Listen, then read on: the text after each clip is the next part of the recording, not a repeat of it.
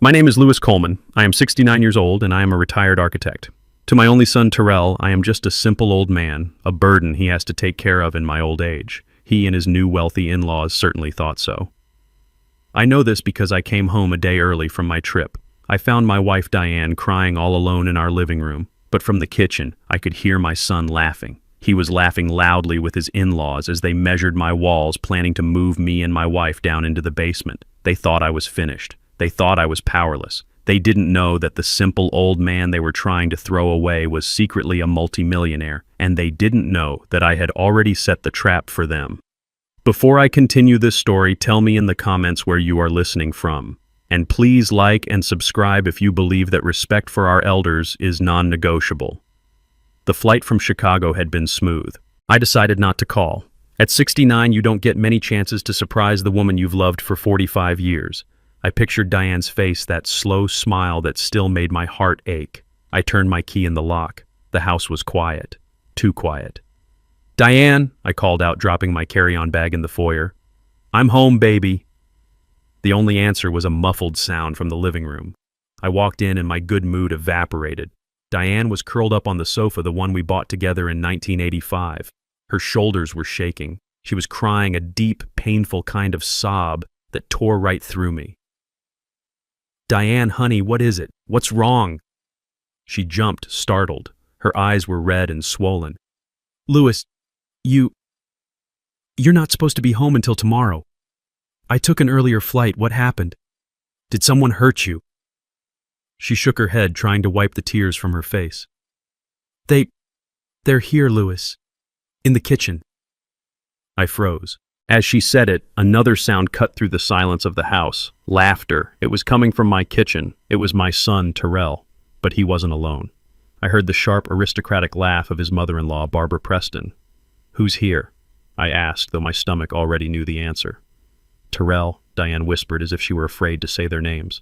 "And Heather. And her parents. They just showed up an hour ago. They're measuring." Measuring. The word made no sense. I left Diane on the sofa and walked down the hall. The laughter got louder. They were comfortable. They were happy. While my wife cried 20 feet away. I stood in the doorway of my own kitchen. The scene in front of me felt like a betrayal. Terrell, my son, was holding one end of a metal tape measure. His wife, Heather, was scribbling notes on a pad. And her parents, Richard and Barbara Preston, were standing by my refrigerator sipping what looked like my good whiskey. "I'm telling you, Richard," Barbara said, swirling the glass. "This entire wall has to go. We can knock it out and put a massive Calicut marble island right here."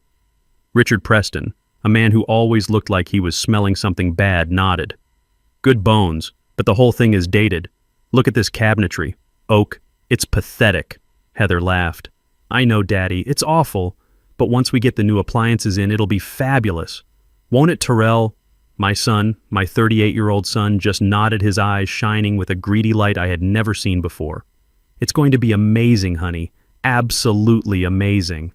"Terrell." My voice cut through the air like a razor. Terrell dropped the tape measure. It clattered to the tile floor with a loud metallic crash. "Dad." He went pale. "Dad, what are you doing home? Your flight was tomorrow." "I live here," I said, my voice dangerously calm. "A better question is, what are you doing? And why is your mother crying in the living room?" The Prestons turned to look at me. There was no surprise in their eyes, no shame, just annoyance, as if I were a servant who had interrupted dinner. "Oh, Louis, you're back," Barbara said, taking a delicate sip of my whiskey. "Don't be so dramatic. Diane is just being emotional. We were just planning the remodel." "My remodel?" I asked. Heather stepped forward. She was a tall, thin woman who always dressed in sharp angles, and her personality matched. She put her hand on her hip. "Yes, Dad, we're telling you now. Terrell and I are moving in." I looked at Terrell. He wouldn't meet my eyes. He was staring at the floor like a child who'd been caught. "Moving in, of course," Heather said, as if I were slow. "Our apartment is lovely, but it's a rental. This house, well, it's going to be Terrell's anyway. We might as well start making it our own now. It's just practical." I couldn't speak. I looked at the cabinets Henry, my father, had helped me install. I looked at the floor tiles Diane and I had laid ourselves one weekend back in '92. Heather continued oblivious. We'll be taking the master bedroom, of course. It has the ensuite. She gestured vaguely toward the hall. You and Diane can move your things down to the guest room in the basement. It's perfectly comfortable, and honestly, at your age, you don't really need all that space, do you? It'll be much more convenient for everyone. The basement. They were going to move me to my own basement. I felt the blood drain from my face. I had designed this house. I had drawn the blueprints myself. I had hammered nails alongside the construction crew. This wasn't just a house, it was my life's work. And they were talking about it like it was a piece of furniture they could just move. Get out. The words were quiet, but they carried weight. Heather actually laughed. Excuse me, what did you say? I said. I repeated louder this time. Get out of my house. Richard Preston, who had been silent, stepped forward. He was a man used to authority, a man who ran a hedge fund and looked down on everyone else. Now see here, Lewis. Let's not be children. We are family, and we are discussing a practical solution for your situation. My situation. Your age, Barbara chimed in, setting her glass down. Your limited income. Terrell has been very open with us about his finances. We know how much he has to help you out every month. I felt like I'd been punched in the gut. Terrell helped me. I had never taken a dime from my son. Not one. We think it's admirable, Barbara continued, her voice dripping with false sympathy. But it's a burden. And now that he's married to Heather, we are his family too. We've decided to shoulder that burden. We're going to take over this house. We'll handle the bills. We'll handle the maintenance. And in return, Richard added, you and Diane get a safe place to live, downstairs. It's more than fair. I turned to my son. He was still staring at the floor. His silence was his confession. Terrell. He flinched. Look at me. Slowly, his eyes met mine. They were filled with shame, guilt, and something ugly. Weakness. Your wife is crying. I said, my voice shaking with a rage so profound it scared me. These people who I have never invited into my home are drinking my liquor and dividing my house like spoils of war. Tell them to get out. Tell them Terrell, now. This was it. The moment of truth. The moment my son would stand up and be the man I raised him to be. Terrell looked at me. He looked at Heather. He looked at her wealthy, powerful parents. And then he broke. Dad, just listen, he pleaded. Just stop making a scene. You're embarrassing me. Embarrassing him. They're right, Dad. He said the words tumbling out in a desperate rush. This house is too much for you. We can help. You're not getting any younger. We worry about you and Mom all the time. This is the best way. The best way, I whispered. To kick me out of my own bedroom. Dad, stop. He finally yelled, his face red. Just stop it. I am tired of this. I'm tired of worrying about this old house, tired of worrying about your bills, tired of pretending we're not all just waiting. This is my house now. Or it will be. Heather and I are making the decisions. Just accept it. And just like that, the rage was gone. It didn't fade. It vanished. It was replaced by a cold, clear silence in my head. The world sharpened. I saw my son not as the boy I had raised, but as a 38-year-old stranger, a parasite who had just confirmed my deepest, darkest fears. I saw his wife Heather smiling a smug look of victory on her face. I saw her parents looking at me with the detached pity of zookeepers observing an old lion. The son I knew was gone. I see, I said. My voice was perfectly even. I nodded slowly. I turned my back on them. I walked out of the kitchen past my son, who looked confused by my lack of shouting. I walked back into the living room. Diane was still on the sofa looking at me with terrified, hopeful eyes. Louie, what's happening? I didn't stop. I walked to the coat closet. I took out her winter coat. I walked back to her and held it open. Get your coat, Diane. What? She sniffled. Lewis, what are you doing? We're leaving, I said.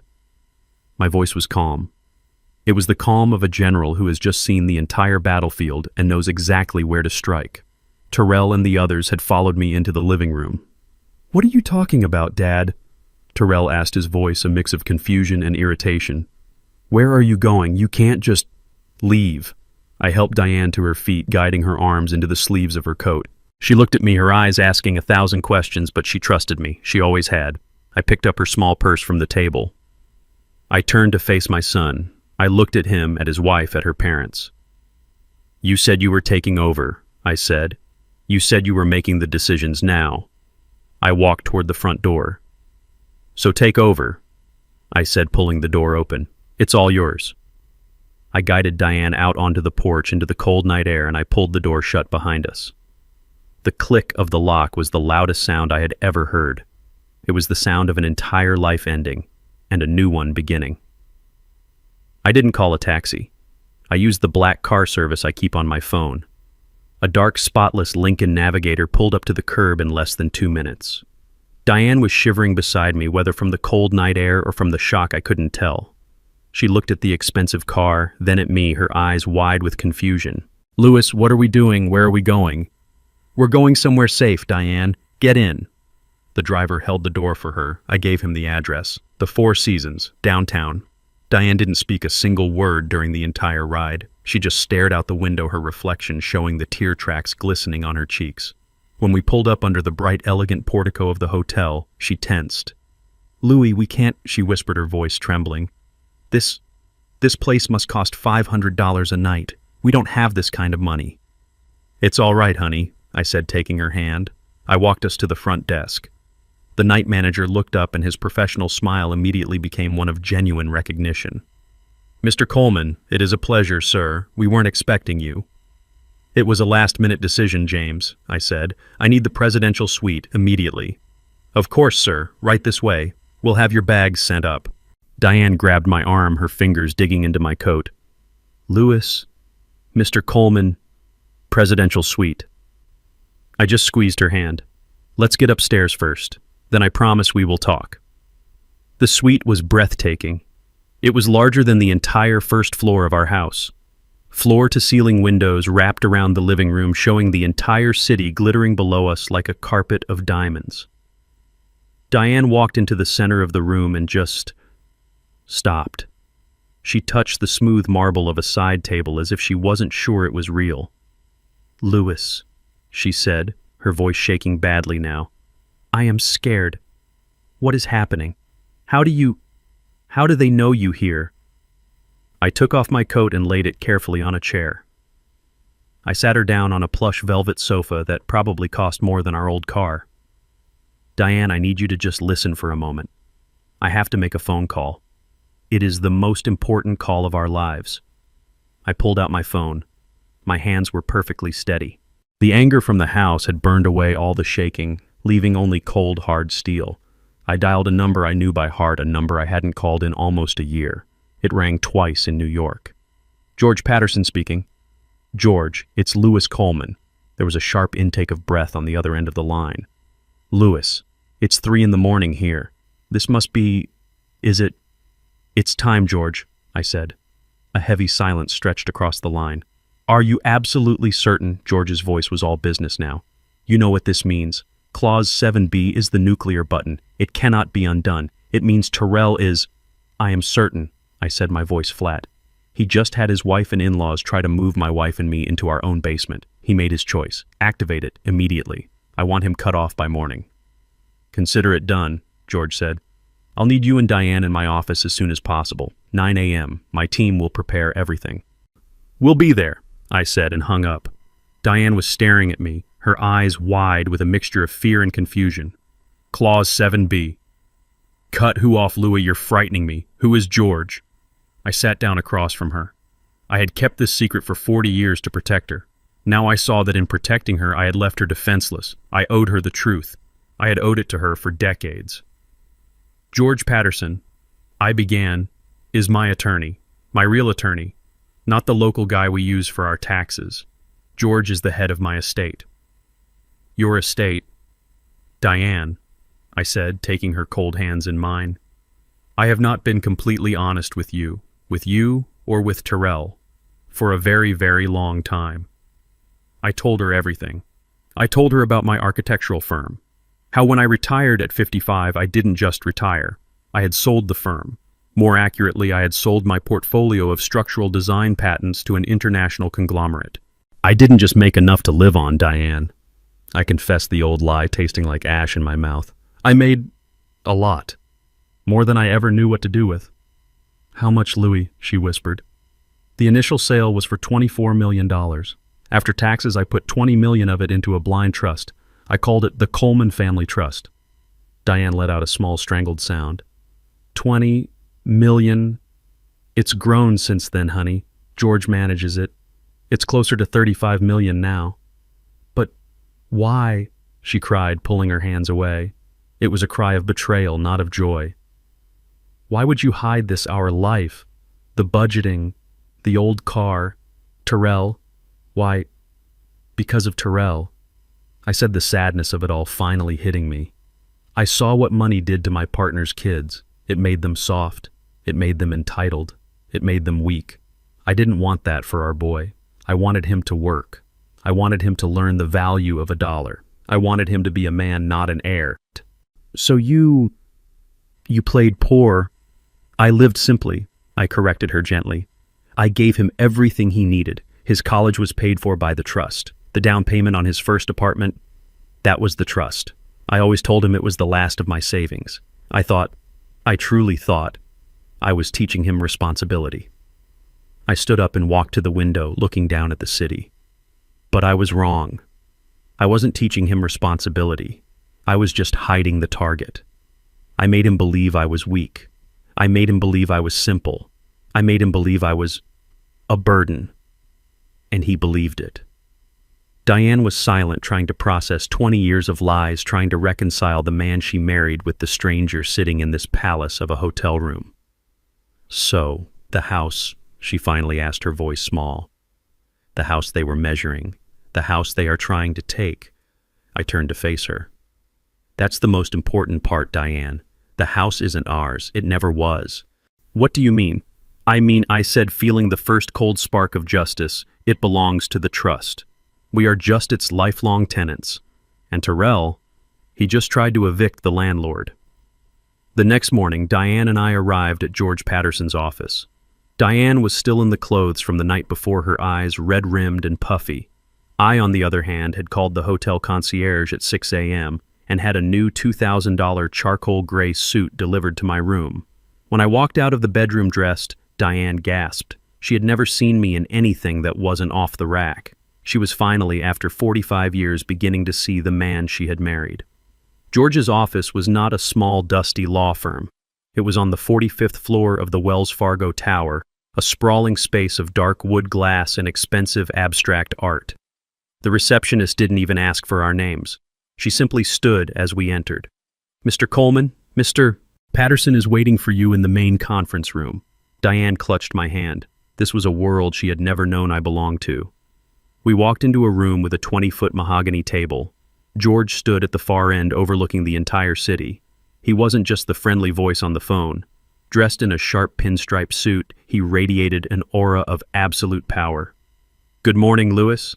Diane, George said, gesturing to the chairs. I apologize for the circumstances, but I am glad you are finally here. We have a lot to cover and very little time. George, what's going on? Diane asked, her voice quiet. Louis told me about the trust, but why did Terrell act like that? It's not just the house, is it? No, Diane. It's not, George said grimly. He slid a thick spiral-bound report across the table to me. I took the liberty of activating my investigators the moment Louis mentioned the possibility of activating Clause 7B. What you saw last night was not just disrespect. It was desperation, pure and simple. I opened the report. The first page was a summary of my son's finances. I felt the blood drain from my face. My God, I whispered. What is it, Louis? Diane asked, leaning over. I couldn't speak. I just turned the report so she could see the final number at the bottom of the page. What is $750,000, she asked. That George said is the amount of debt your son, Terrell, and his wife, Heather, are currently in. But that's impossible, Diane protested. Terrell has a wonderful job. He's a marketing director. He makes good money.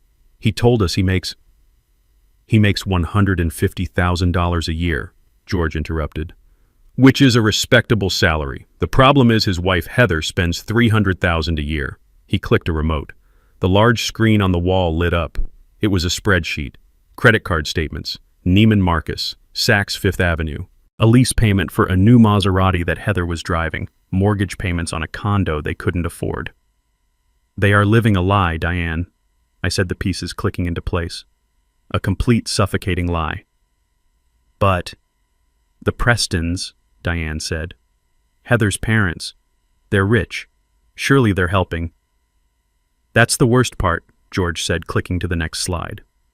The Prestons are rich, yes, but they are also frugal, with their own money. They believe in appearances, but not in handouts. They expect Terrell as the husband to provide that lifestyle. Terrell, in an attempt to keep up with their expectations, has been drowning. He's taken out personal loans. He's maxed out 22 separate credit cards. He is, to put it plainly, about to lose everything.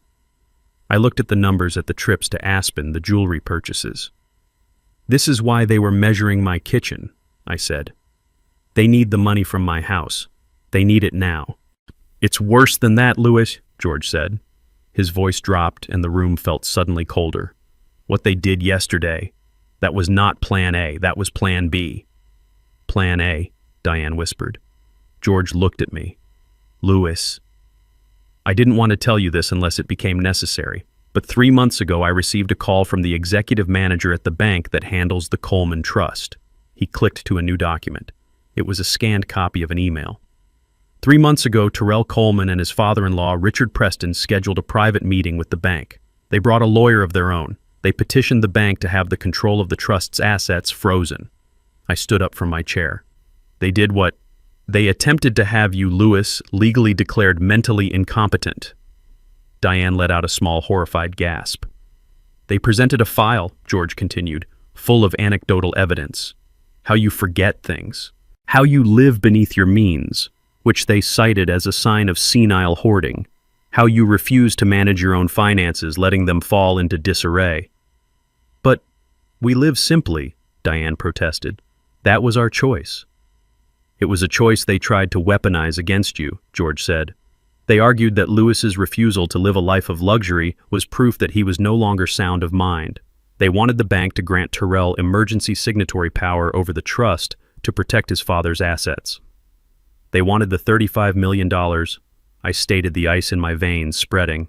They wanted it all, George confirmed. And the bank, of course, laughed them out of the room. The trust is ironclad. It's designed to prevent exactly this. The bank manager knows you personally, Louis. He knew it was a fraudulent claim, and as per the trust's security protocol, he called me immediately. I sat back down, the weight of the betrayal crushing me. This wasn't just a greedy son wanting a bigger house. This was a cold, calculated, premeditated conspiracy. My son had tried to have me locked away, to have my mind legally erased so he could steal his inheritance.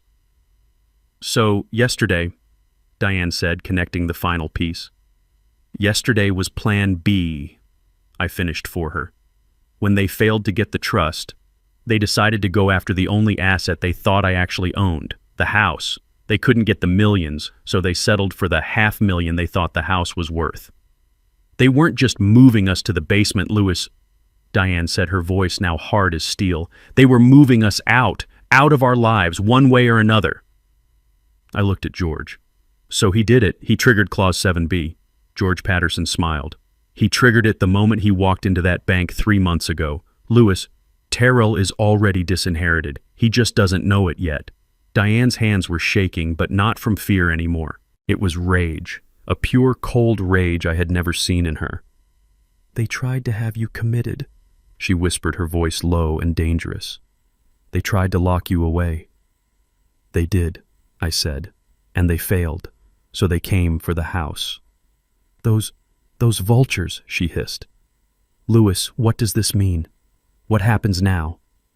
I looked at George. Tell her exactly what Terrell just did to himself. George steepled his fingers, looking at Diane with a calm, professional respect. Diane, when Louis and I set up this trust, he was worried about this exact scenario. He was worried that Terrell, surrounded by the wrong influences, might one day see him as a piggy bank rather than a father. So Louis had me write in a very specific, very punitive clause. We call it Clause 7B. What does it do? Diane asked. We nicknamed it the wolf in sheep's clothing clause, George said. It states that if any primary beneficiary, in this case Terrell Coleman, is found to have engaged in any act of willful financial, emotional, or physical harm against the founders Lewis and Diane Coleman, that beneficiary is immediately and permanently disinherited. Diane's eyes widened. Permanently, irrevocably, as if he had never been named in the trust at all, George confirmed. The attempt to have Lewis declared mentally incompetent, an act of profound financial and emotional harm, triggered this clause 3 months ago. And yesterday, he added, their hostile attempt to take your home and banish you to the basement was the final undeniable nail in his coffin. As of this moment, Terrell Coleman has no legal claim to a single penny of the $35 million Coleman family trust. The words hung in the air. $35 million. Lost. Diane processed this. So, what happens to the money, to the house? Where does it all go? It goes, George said, to the contingent beneficiary, the person Louis designated to inherit everything in the event of Terrell's disqualification. I smiled. Monique. Monique, Diane said, surprised. Your sister's girl. My sister's daughter, I affirmed. The one who works as a public school nurse in Atlanta. The one who calls us every single Sunday just to check in. The one who still sends you a handmade card for your birthday, Diane. George nodded. I called Monique this morning. I explained the situation. She was shocked, to say the least. But she understands. She is flying in tonight. As of this moment, your niece is the legal heir to the entire estate, including the house at 124 Willow Creek. A heavy silence fell as we absorbed the sheer scale of the shift. Then a slow, cold smile spread across my face. He doesn't know, I whispered. No, George said. He has no idea. He just thinks he's dealing with a tired old man who lives in a house he can steal. They want the house, I said, a plan forming in my mind. They are so desperate for that $500,000 they are willing to destroy our lives for it. So, I said, looking at George, let's give it to them. Diane looked at me.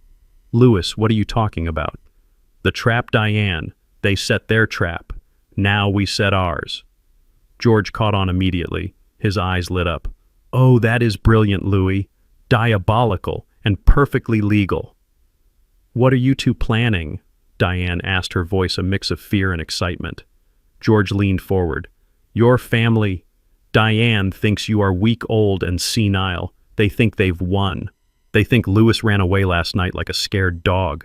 They are arrogant, greedy, and stupid. We are going to use that arrogance against them. We are going to draft a new document, a transfer of property and care agreement. It will look official, I added. It will say that we, Lewis and Diane Coleman, in our frail state, agree to hand over the deed to the house. In exchange, George continued, for Terrell and Heather assuming all responsibility for our care. They won't be able to sign it fast enough, but the fine print, Diane, the fine print will be a work of art. What will it say? It will say, George beamed, that they, Terrell and Heather Coleman, along with their witnesses Richard and Barbara Preston, do hereby acknowledge and confirm that Lewis and Diane Coleman are in a vulnerable state, suffering from diminished capacity, and are unable to make their own financial and personal decisions. It will state that they are willingly and knowingly assuming control of all assets for this reason. It's not a transfer, it's a confession. A signed, witnessed, notarized confession of conspiracy and elder abuse. My heart was pounding now, not with fear, but with a cold, righteous fury. It's perfect, I said. They'll be so blinded by the prize they will sign their own death warrant. Let's do it, Diane said, her voice firm.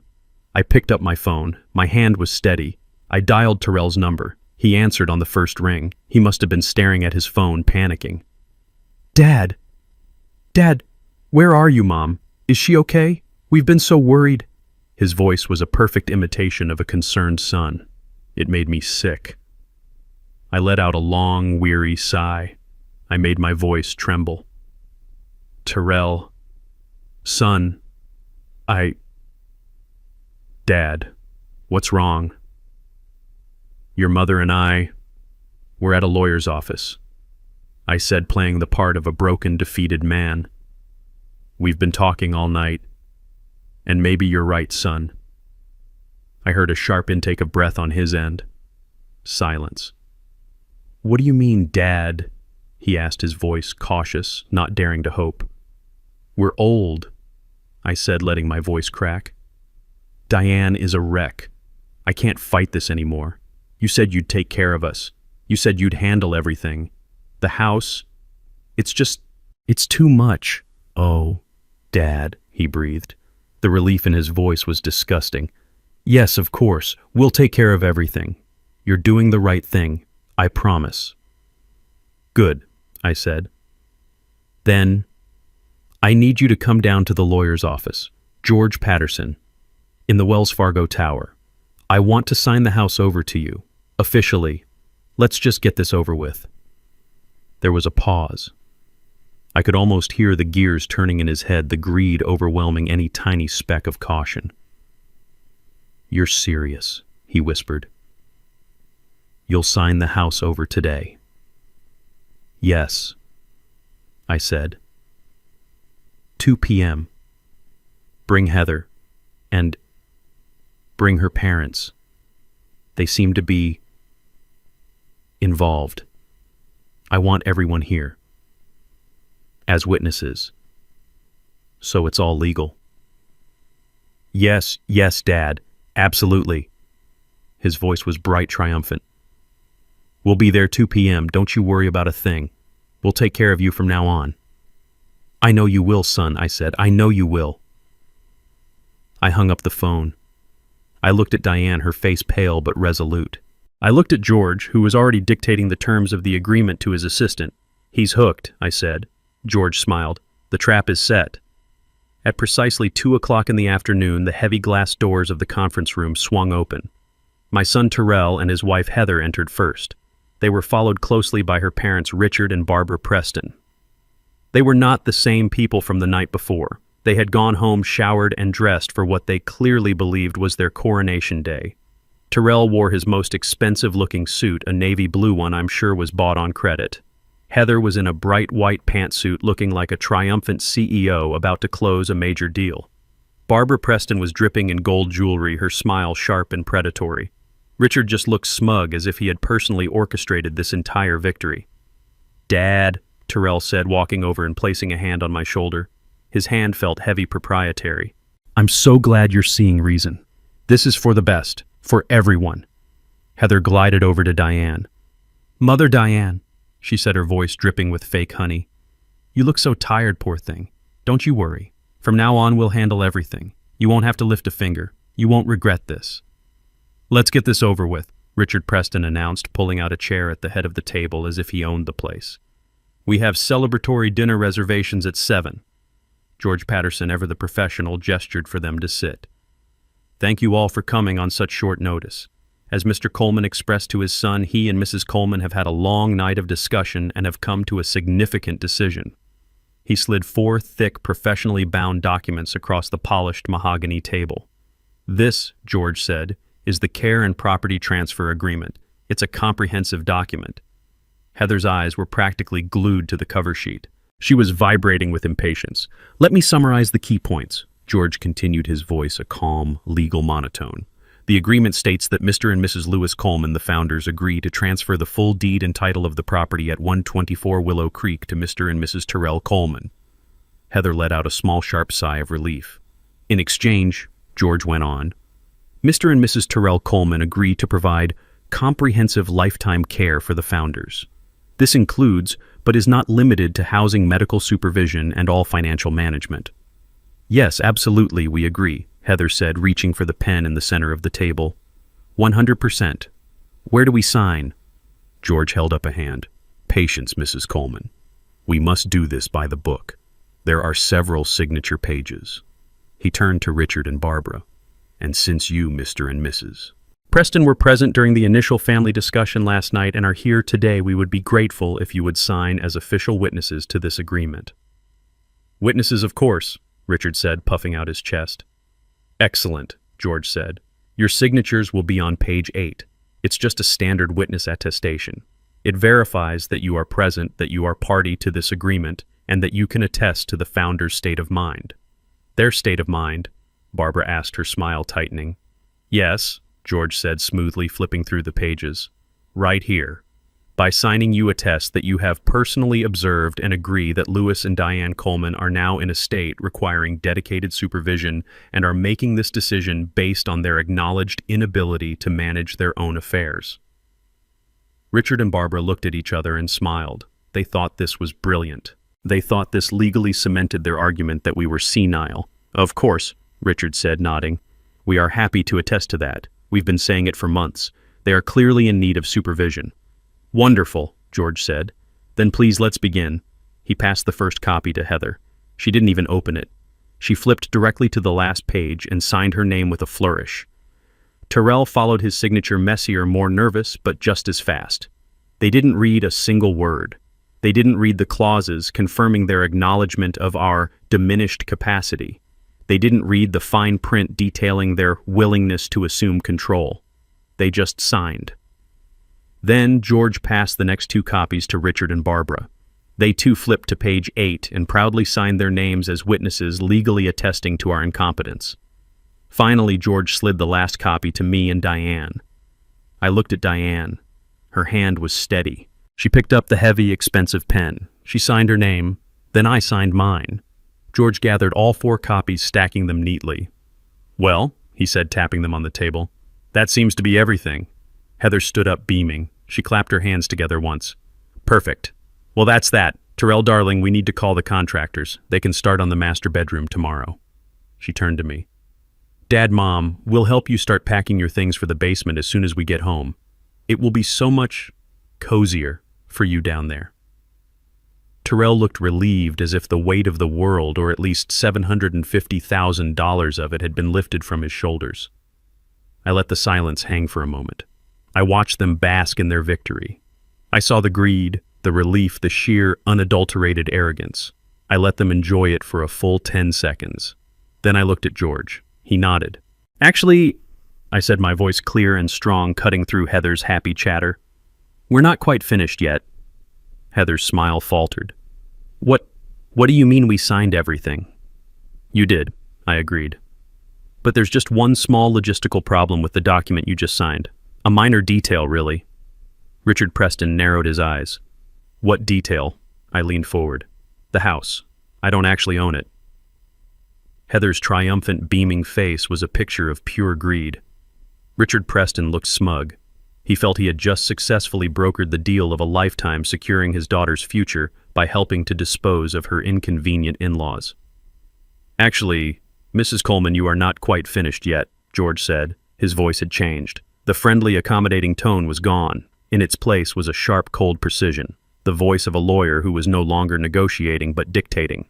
Heather, who was already turning toward the door, stopped. What do you mean, we signed the papers? It's done. I mean, George said, there is a small technical problem with the care and property transfer agreement you just signed. Richard Preston let out an impatient, condescending sigh. What problem? It's a standard transfer agreement. I'm a lawyer myself, Patterson, or at least I was. I know how these things work. Do you now? George asked, raising an eyebrow. Yes, Richard said dismissively. We checked the county records before we even came here. The property at 124 Willow Creek is registered to Louis Coleman. He just signed his rights over. It's finished. Let's go. George Patterson smiled. It was not a nice smile. It was the smile of a hunter who had just watched the wolf walk right into a steel trap. That's where you are fundamentally wrong, Mr. Preston. You checked the public records. But you didn't, or rather couldn't, check the trust records. You see, Mr. Coleman's name is indeed on that deed, but it's listed only as the trust manager. The air in the room crackled. Terrell, who had been looking relieved, now looked confused. What are you talking about? What trust?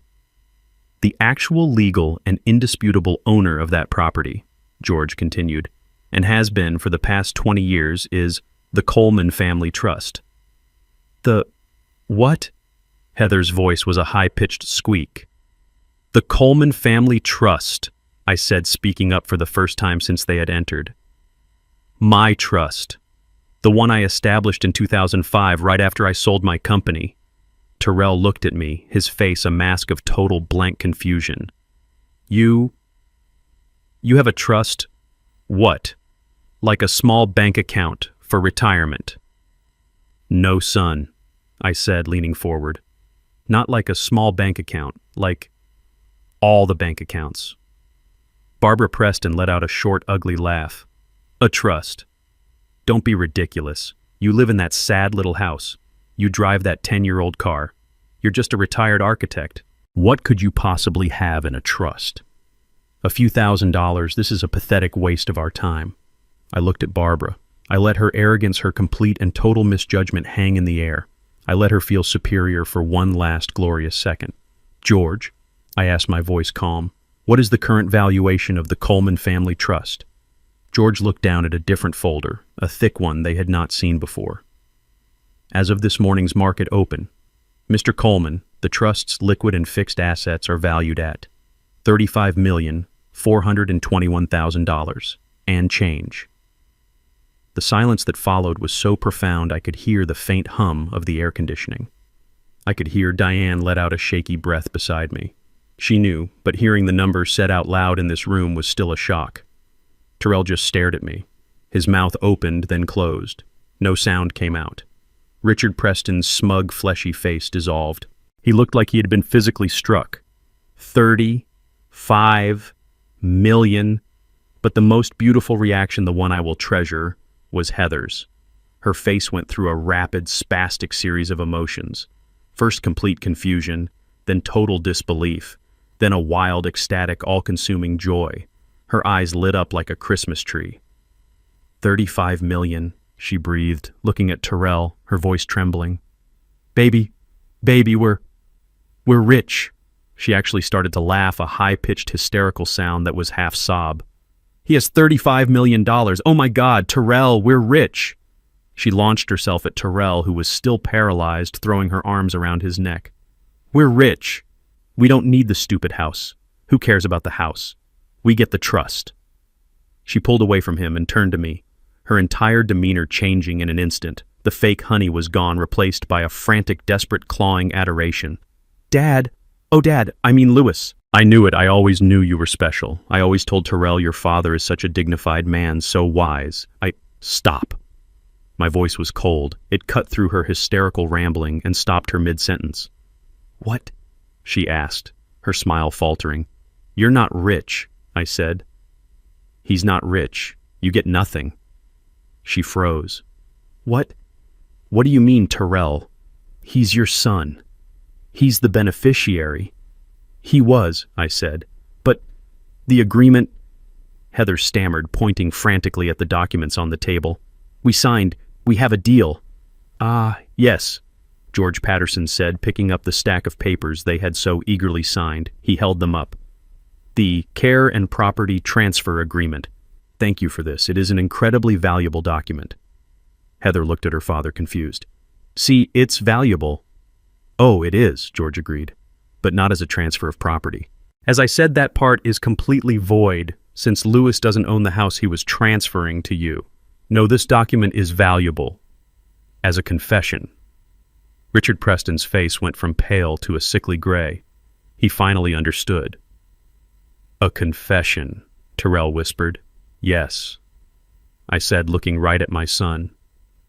You, your wife, and your in-laws have just signed a legally binding document attested to by witnesses stating that you all believe I am mentally incompetent, that you believe I am suffering from diminished capacity, and that you are conspiring to take control of my assets based on that belief.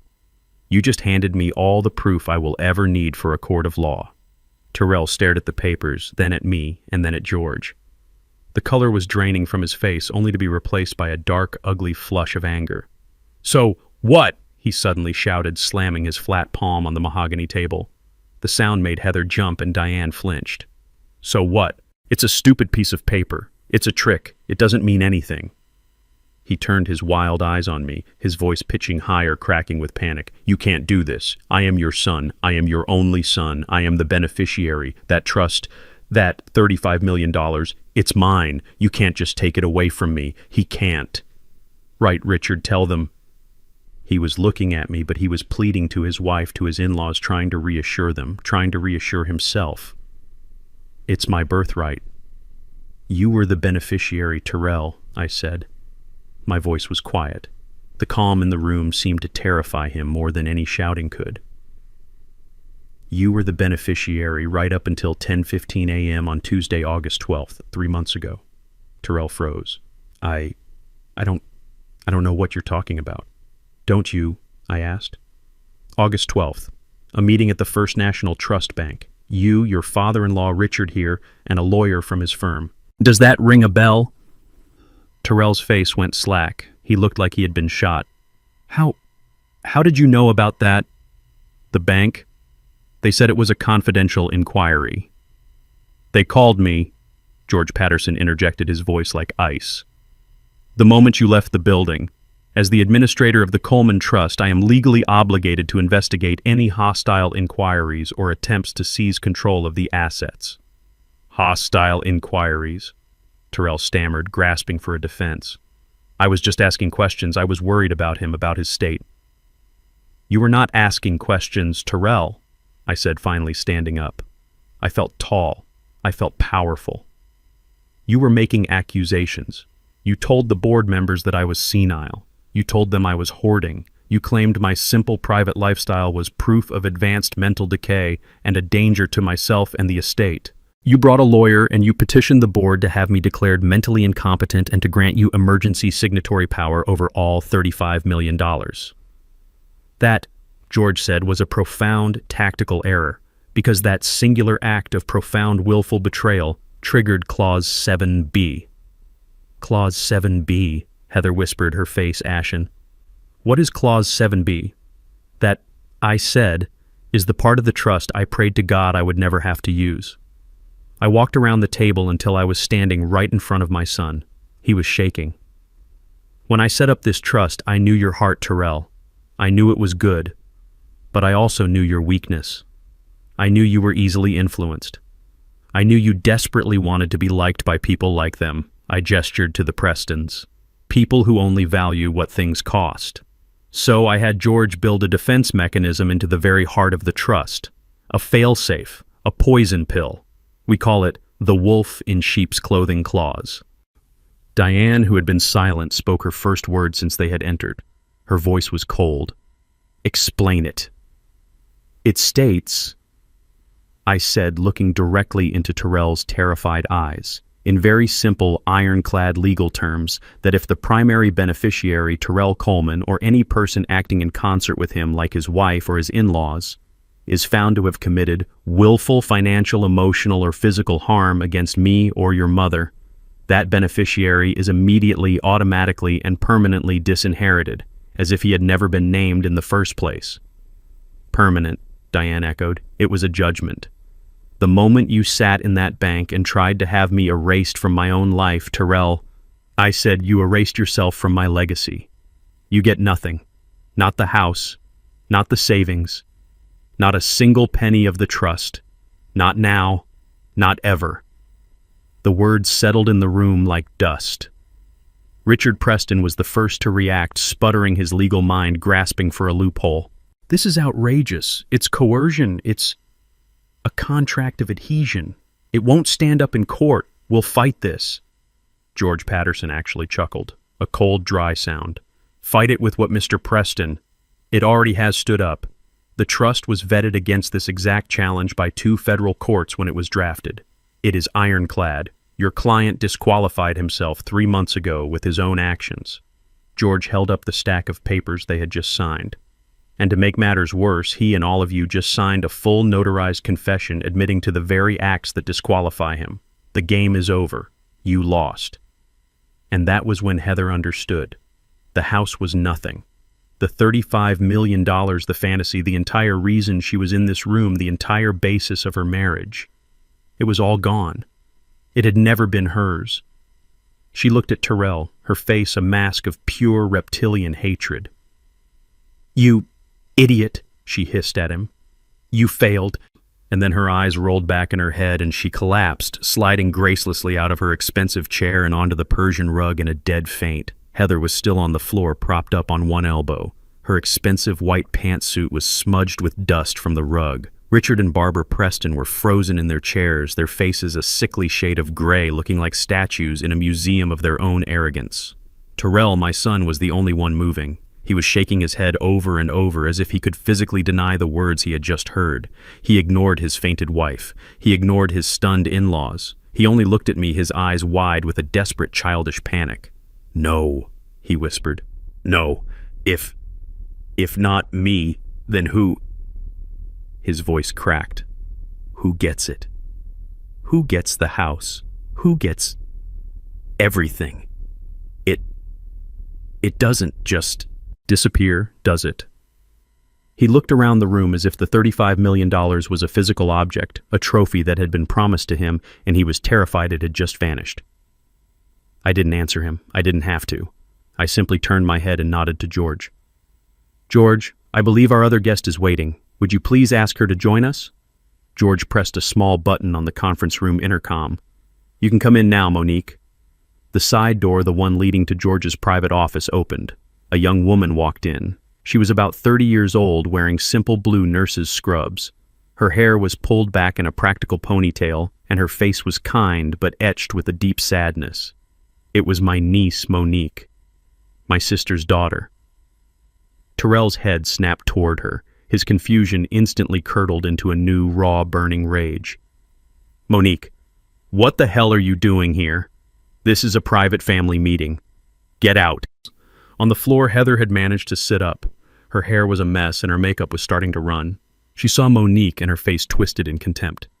"The nurse. What is she doing here? Is she here to check on our blood pressure? Get her out." Monique stopped a few feet from the table. She looked at Terrell, not with anger, but with a profound, steely pity. "Hello, Terrell. I'm here because Uncle Lewis and Aunt Diane asked me to be." "She is here," George Patterson said, his voice cutting through the tension, "as the contingent beneficiary of the Coleman Family Trust." Terrell just stared. The what?" "As of 9 a.m. this morning," George continued, "upon your legal and permanent disqualification under Clause 7B, the status of primary beneficiary was dissolved. As per the Trust's bylaws, all assets, rights, and titles transfer immediately to the contingent beneficiary. In this case, Ms. Monique Johnson." George looked at Monique and nodded. "As of 9 a.m. this morning, Monique is the sole heir to the entire $35 million estate." The silence in the room was absolute. Heather, still on the floor, made a small choking sound. Richard Preston looked like he was having a heart attack. Terrell just shook his head, a wild, broken laugh escaping his lips. "Her? You're giving it all to her, a part-time nurse from Atlanta. This is a joke. This is the sickest joke I have ever heard." "It is not a joke, Terrell," Monique said. Her voice was quiet, but it filled the room. She stepped forward and placed a single crisp legal document on the table directly in front of him. It landed with a soft, final thud. "What is this?" Terrell whispered, afraid to touch it. "As the new legal administrator for the trust," Monique said, "which as you now know is the sole owner of the property at 124 Willow Creek, this is a formal legal notice of eviction." Heather scrambled to her feet, her white suit now rumpled and pathetic. "Eviction, you can't evict us. That's our house." "No, Heather," Monique said, looking her dead in the eye for the first time. "It is my house now. Or rather, it belongs to the trust, which I manage on behalf of my aunt and uncle. You and Terrell were living there as guests. Last night you attempted to evict the rightful tenants and move them to the basement. You are no longer guests." She tapped the paper. "This notice gives you and your husband, Terrell Coleman, exactly 24 hours to vacate the premises." 24 hours, Terrell exploded, finding his voice. "That's insane. We have things there. Our furniture. Our lives are in that house. You have 24 hours to remove your personal movable belongings." Monique stated, her voice like steel. "Anything left in the house after 2 p.m. tomorrow, including your wife's blueprints for her marble island and your father-in-law's tape measure, will be considered abandoned property. It will be immediately liquidated and the proceeds donated to a charity for the elderly. The locks on all doors will be changed at 2:01 p.m. tomorrow." "You bitch!" Heather shrieked, and she actually lunged across the table. "I would not do that, Mrs. Coleman," George said calmly, stepping directly into her path without even flinching. "You are already facing potential criminal charges for conspiracy to commit elder fraud. Adding assault to that list would be, and I use the legal term here, exceptionally stupid." Heather stopped. Her hand raised her face, a mask of ugly, impotent rage. "As of this moment," Monique said, "you are all trespassing in this office, and if you set foot on the property at 124 Willow Creek again without my or my aunt and uncle's express written permission, I will have you arrested." Terrell ignored her. He ignored everyone. He stumbled past George, past the table, until he was standing right in front of me. His face was a wreck of tears, snot, and sweat. "Her," he choked out, jabbing a finger toward Monique. "Over me, her why dad. I am your son, I'm your blood. She's just your sister's kid." I looked at my son. My heart was heavy, not with anger anymore, but with a vast, empty sadness. "You're right, Terrell," I said. "You're my blood. But she—" I turned and gestured to Monique, who was now standing beside Diane, holding her hand. "She is my family.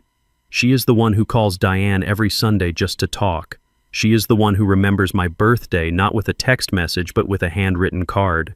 She is the one who, when Diane had her knee surgery 2 years ago, flew in on her own dime and sat by her hospital bed for 3 days, sleeping in a chair without asking for a single thing in return. You are my son, Terrell. But she is my family." I looked him in the eye. You are just a disappointment." Richard Preston, his face a mask of purple rage, finally understood that the game was over. He was a man who detested losing, and he had just been checkmated in front of his entire family. He grabbed his wife Barbara by the arm, pulling her roughly to her feet. This is preposterous," he sputtered, yanking his suit jacket straight. "A complete farce. We will not stay here to be insulted by this nurse and a senile old man who thinks he's a king." "He's right," Barbara chimed in frantically, brushing imaginary dust from her expensive silk blouse. "We are leaving. Terrell, Heather, get your things. We don't need this charity. We have our own money. We certainly don't need his $35 million. They moved toward the door, a pathetic attempt to regain control to make it seem as if they were rejecting us and not the other way around. Heather, seeing her parents bluster, began to rally. She grabbed Terrell's arm. "Let's go, Terrell. We'll fight this. We'll sue them. We don't need them." "Oh, but I'm afraid you do, Mr. Preston." George's voice, smooth as glass, cut them off. They stopped, their hands just inches from the brass doorknob. "Excuse me," Richard sneered, turning slowly. "I said," George repeated, "I'm afraid you do need them, or rather you needed his money. Please sit back down. We haven't finished the presentation." "We have nothing more to discuss," Richard growled. "On the contrary," George replied, pressing a button on the small remote in his hand. The large projector screen that had been recessed in the ceiling hummed to life, descending silently. "You all came here today under the pretense of caring for Louis and Diane. We are simply trying to understand the full depth of that concern." The screen lit up, displaying a document titled in large, bold letters, "Liability Report, Coleman Terrell and Heather." Terrell and Heather froze. "What is this?" Terrell demanded, his voice rising in panic. You have no right. That's private." "It was private," George corrected him, "until you made it the trust's business by attempting to defraud it. As the administrator, I have a fiduciary duty to protect the trust from all credible threats, and you, Mr. Coleman, along with your accomplices, have become the most significant threat of all." He aimed the red dot of a laser pointer at the screen. "You see, we were deeply curious about why you were so desperate. Why try to have your father committed? Why risk everything for this $500,000 house? The $35 million was the obvious prize, but the house, that was a smaller, more desperate move. It implied a severe cash flow problem." George clicked the remote. A long list of credit card accounts filled the screen. American Express Platinum, Chase Sapphire Reserve, Visa Black, 22 different cards in total.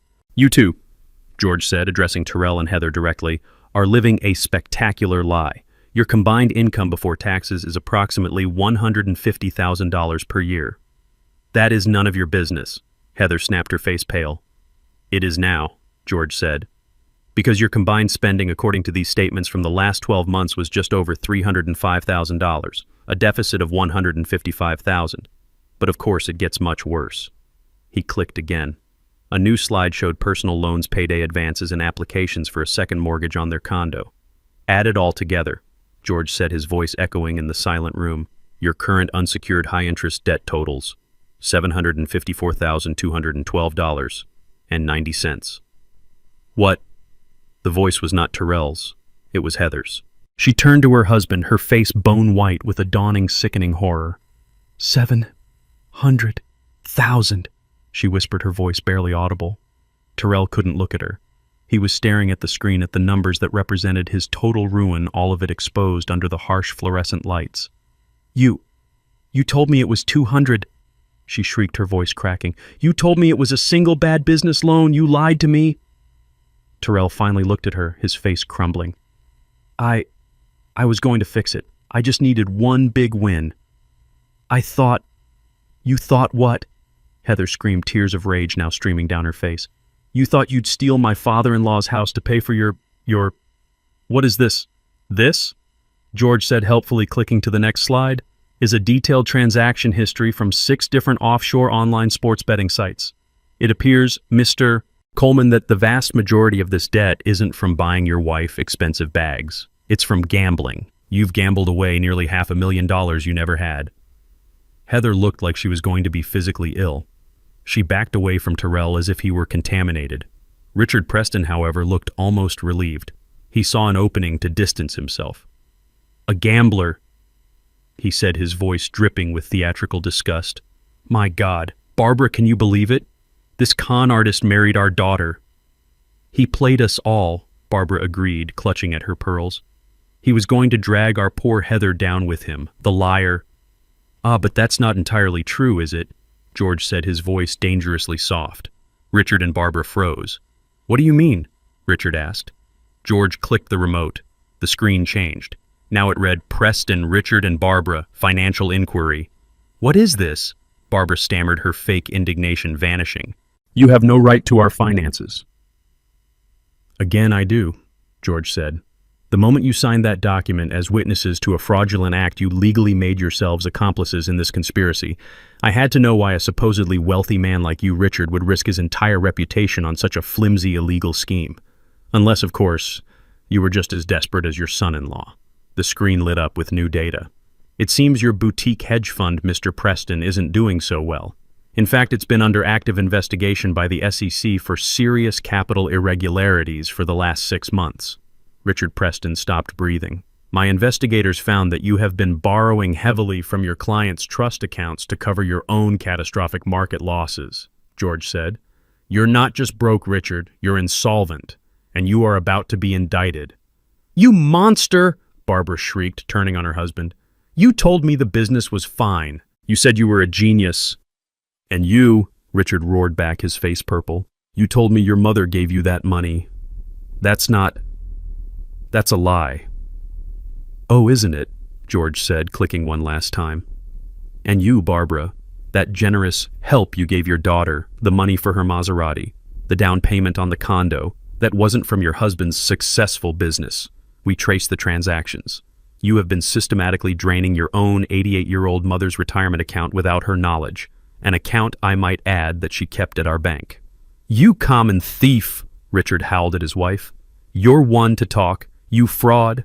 It all fell apart right there. The screaming, the accusations, the raw, ugly truth of their lives exploding in the middle of George's conference room.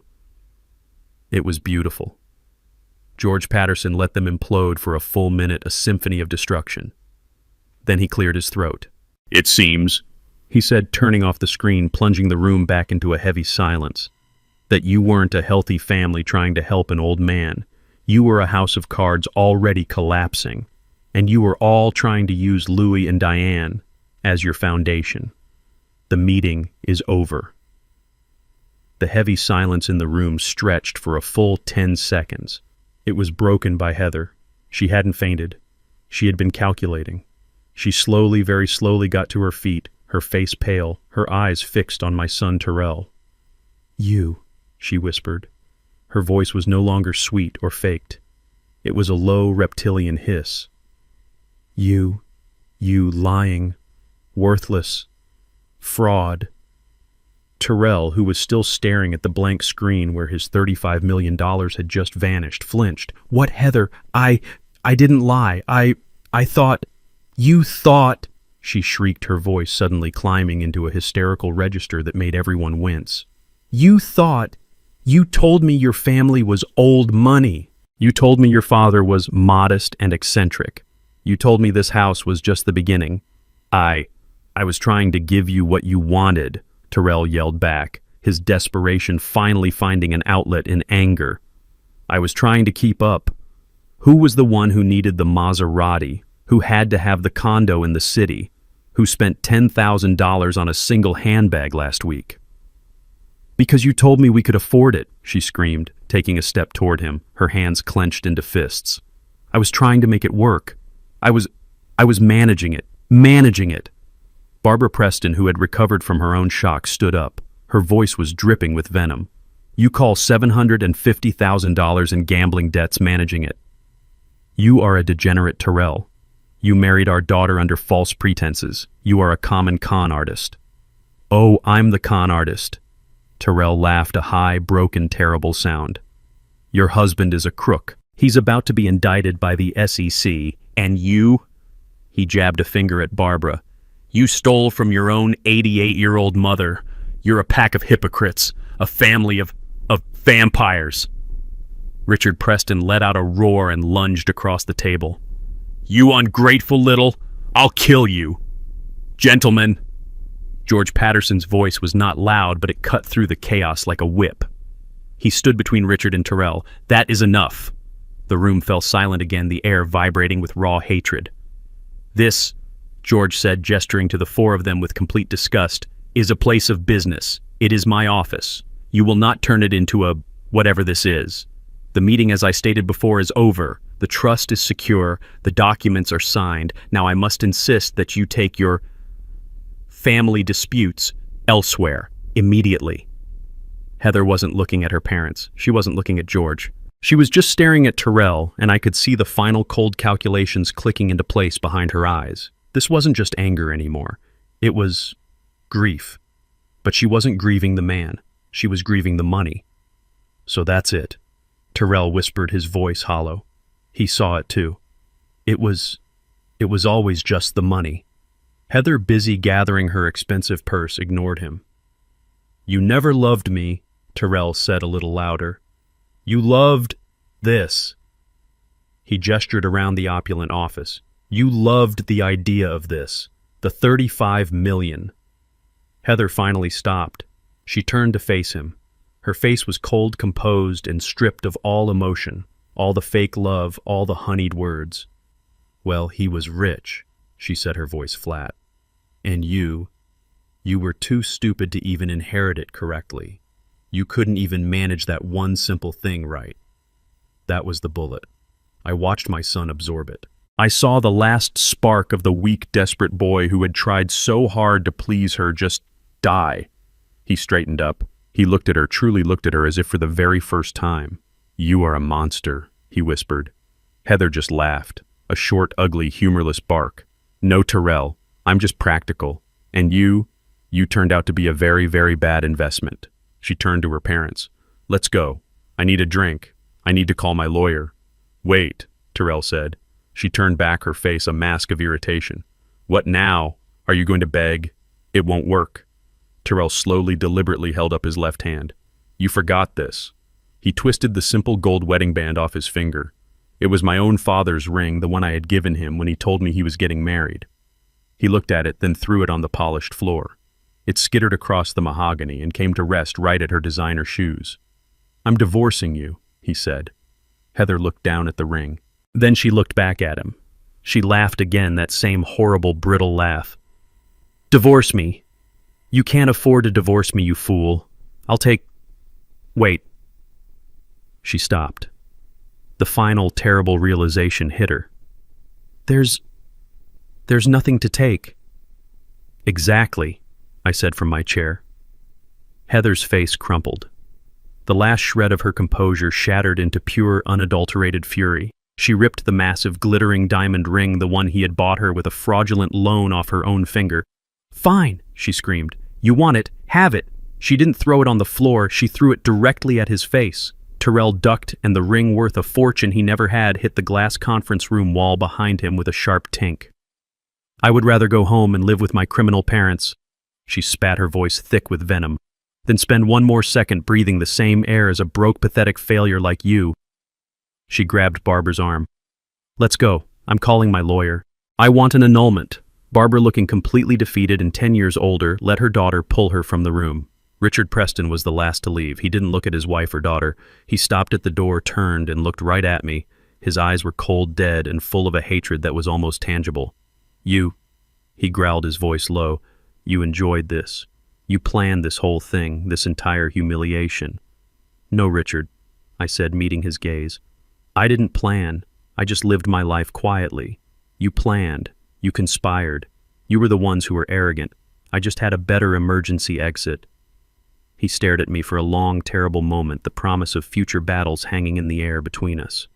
Then he turned and followed his family out of the office, pulling the heavy door shut behind him. The sound of the latch clicking into place echoed in the sudden, profound silence. The heavy glass door clicked shut, and the room was plunged into a sudden, thick silence. The echoes of Heather's screaming and Richard's threats seemed to be sucked out of the room, leaving a vacuum. They were all gone. The Prestons with their fake wealth and real cruelty. Heather with her venom and her ambition. They had vanished like a bad dream. The only one left was Terrell. He hadn't left. He couldn't. He was a heap on the floor by the conference room door, a 38-year-old man in a rumpled suit sobbing into his hands. He was a man who had just lost his wife, his in-laws, his house, and a $35 million fortune, all in the span of 15 minutes. He was completely, utterly, and finally alone. Diane let out a long, shaky breath and sat down heavily in her chair. Monique, my niece, moved quietly to stand behind her, placing a comforting hand on her shoulder. George Patterson. My lawyer showed no emotion at all. He walked calmly back to the head of the table. He picked up the signed 10-page care and property transfer agreement, the confession, and tapped it neatly against the table. He placed it carefully into a new unmarked folder. Terrell didn't move. He just knelt on the expensive rug, his shoulders shaking with these awful, gasping, choked sobs. They were the sounds of a child who finally understands far too late that he is in terrible, irreversible trouble. I wanted to feel something, pity, anger, anything, but I just felt empty. I felt a vast, aching sadness for the boy I had raised and the man he had failed to become. I let him cry for a long, heavy minute. He needed to feel the absolute bottom of the pit he had dug for himself. Finally, George cleared his throat. Mr. Coleman. Terrell flinched at the formal name. He slowly, painfully pushed himself up from the floor. His face was a wreck, red and swollen, his suit stained with his own tears. He looked at George, his eyes wild with terror. Please, Terrell whispered. His voice was hoarse. Just let me go. I'll leave. I'll go to a motel. I won't bother you again. I have nothing. It's over. George Patterson stared at him, his face impassive. You are mistaken, Mr. Coleman. You still have a great many things. Terrell looked confused. What? You have criminal liabilities, George stated. Terrell's head snapped up. What are you talking about? It's over. It's a family matter, an inheritance thing. You won. You took it all. This was never a meeting about an inheritance, Terrell, George said, his voice dropping, becoming the sharp, clinical voice of a prosecutor. This was a meeting to finalize the evidence against you. You seem to be under the impression that this ends here. It does not. It ends in a courtroom. Evidence for what? For what? George actually pulled a new yellow legal pad from his briefcase and clicked his pen. Let's list them, shall we? First, he said, conspiracy to commit felony elder fraud. You, your wife, and your in-laws conspired to deprive your parents of their legal property by making fraudulent claims of mental incompetence. He held up the stack of papers they had all signed. A charge to which you have all very helpfully just confessed to in writing, with witnesses. Terrell began to shake, a visible tremor that started in his hands.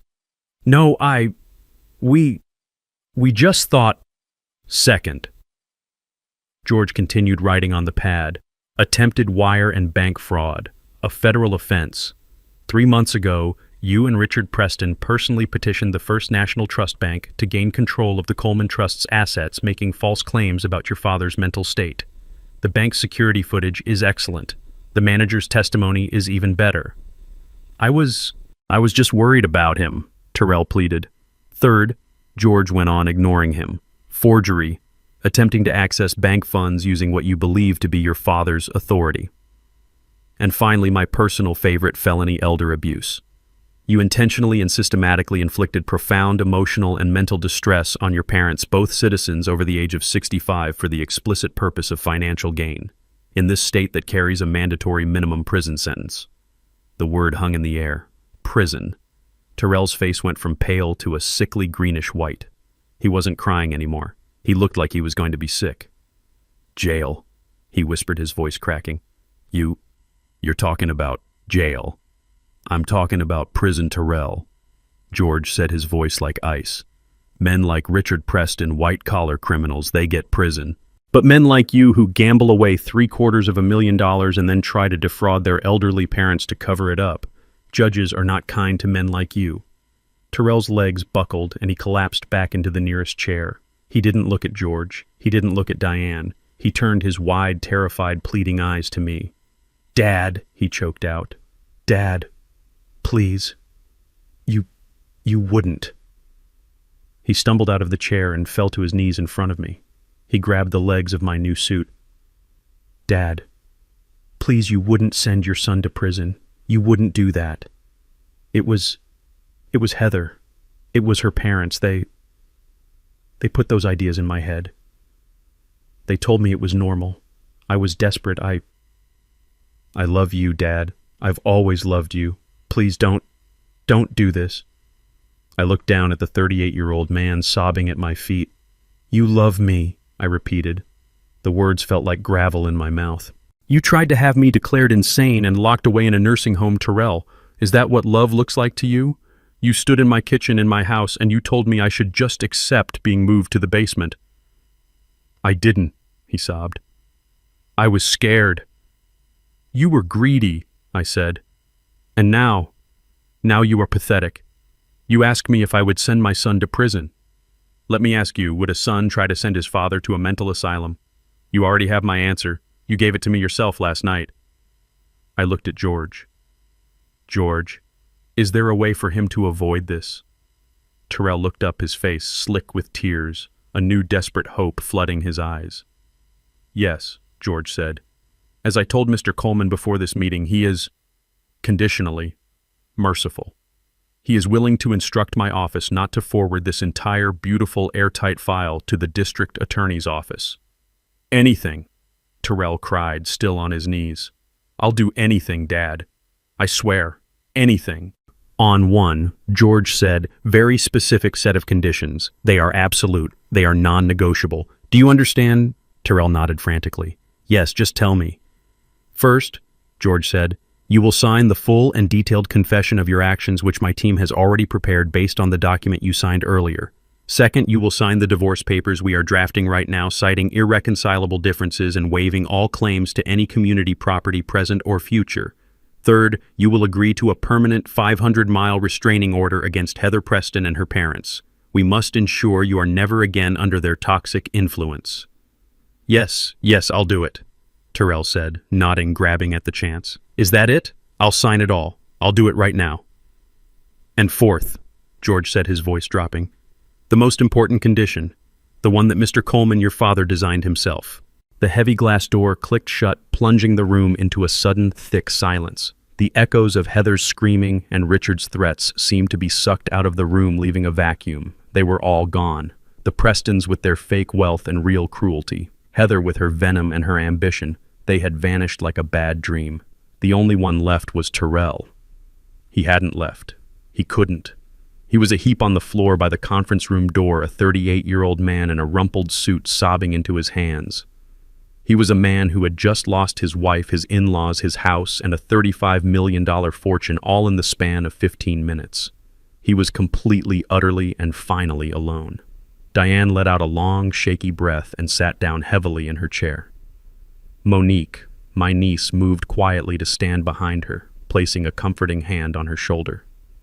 George Patterson. My lawyer showed no emotion at all. He walked calmly back to the head of the table. He picked up the signed 10-page care and property transfer agreement, the confession, and tapped it neatly against the table. He placed it carefully into a new, unmarked folder. Terrell didn't move. He just knelt on the expensive rug, his shoulders shaking with these awful, gasping, choked sobs. They were the sounds of a child who finally understands far too late that he is in terrible, irreversible trouble. I wanted to feel something. Pity, anger, anything. But I just felt empty. I felt a vast, aching sadness for the boy I had raised and the man he had failed to become. I let him cry for a long, heavy minute. He needed to feel the absolute bottom of the pit he had dug for himself. Finally, George cleared his throat. "Mr. Coleman." Terrell flinched at the formal name. He slowly, painfully pushed himself up from the floor. His face was a wreck, red and swollen, his suit stained with his own tears. He looked at George, his eyes wild with terror. "Please," Terrell whispered. His voice was hoarse. Just let me go. I'll leave. I'll go to a motel. I won't bother you again. I have nothing. It's over." George Patterson stared at him, his face impassive. "You are mistaken, Mr. Coleman.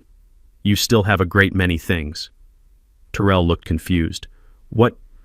You have criminal liabilities," George stated. Terrell's head snapped up. What are you talking about? It's over. It's a family matter, an inheritance thing. You won.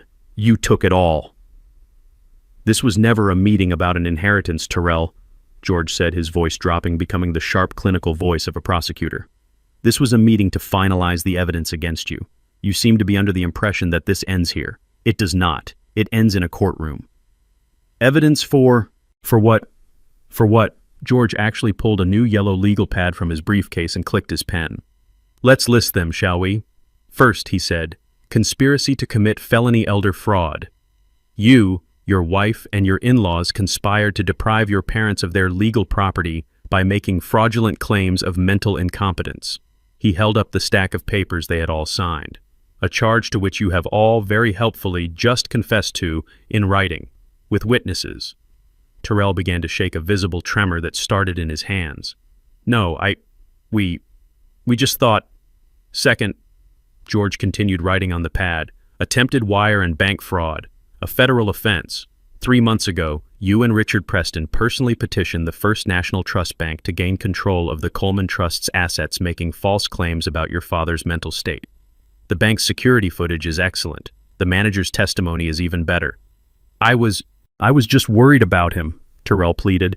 "Third," George went on, ignoring him, "forgery, attempting to access bank funds using what you believe to be your father's authority. And finally, my personal favorite, felony elder abuse. You intentionally and systematically inflicted profound emotional and mental distress on your parents, both citizens over the age of 65, for the explicit purpose of financial gain. In this state that carries a mandatory minimum prison sentence." The word hung in the air. Prison. Terrell's face went from pale to a sickly greenish white. He wasn't crying anymore. He looked like he was going to be sick. "Jail," he whispered, his voice cracking. You're talking about jail." "I'm talking about prison, Terrell," George said, his voice like ice. "Men like Richard Preston, white-collar criminals, they get prison. But men like you, who gamble away $750,000 and then try to defraud their elderly parents to cover it up, judges are not kind to men like you." Terrell's legs buckled and he collapsed back into the nearest chair. He didn't look at George. He didn't look at Diane. He turned his wide, terrified, pleading eyes to me. "Dad," he choked out. "Dad, please. You wouldn't." He stumbled out of the chair and fell to his knees in front of me. He grabbed the legs of my new suit. "Dad, please. You wouldn't send your son to prison. You wouldn't do that. It was Heather. It was her parents.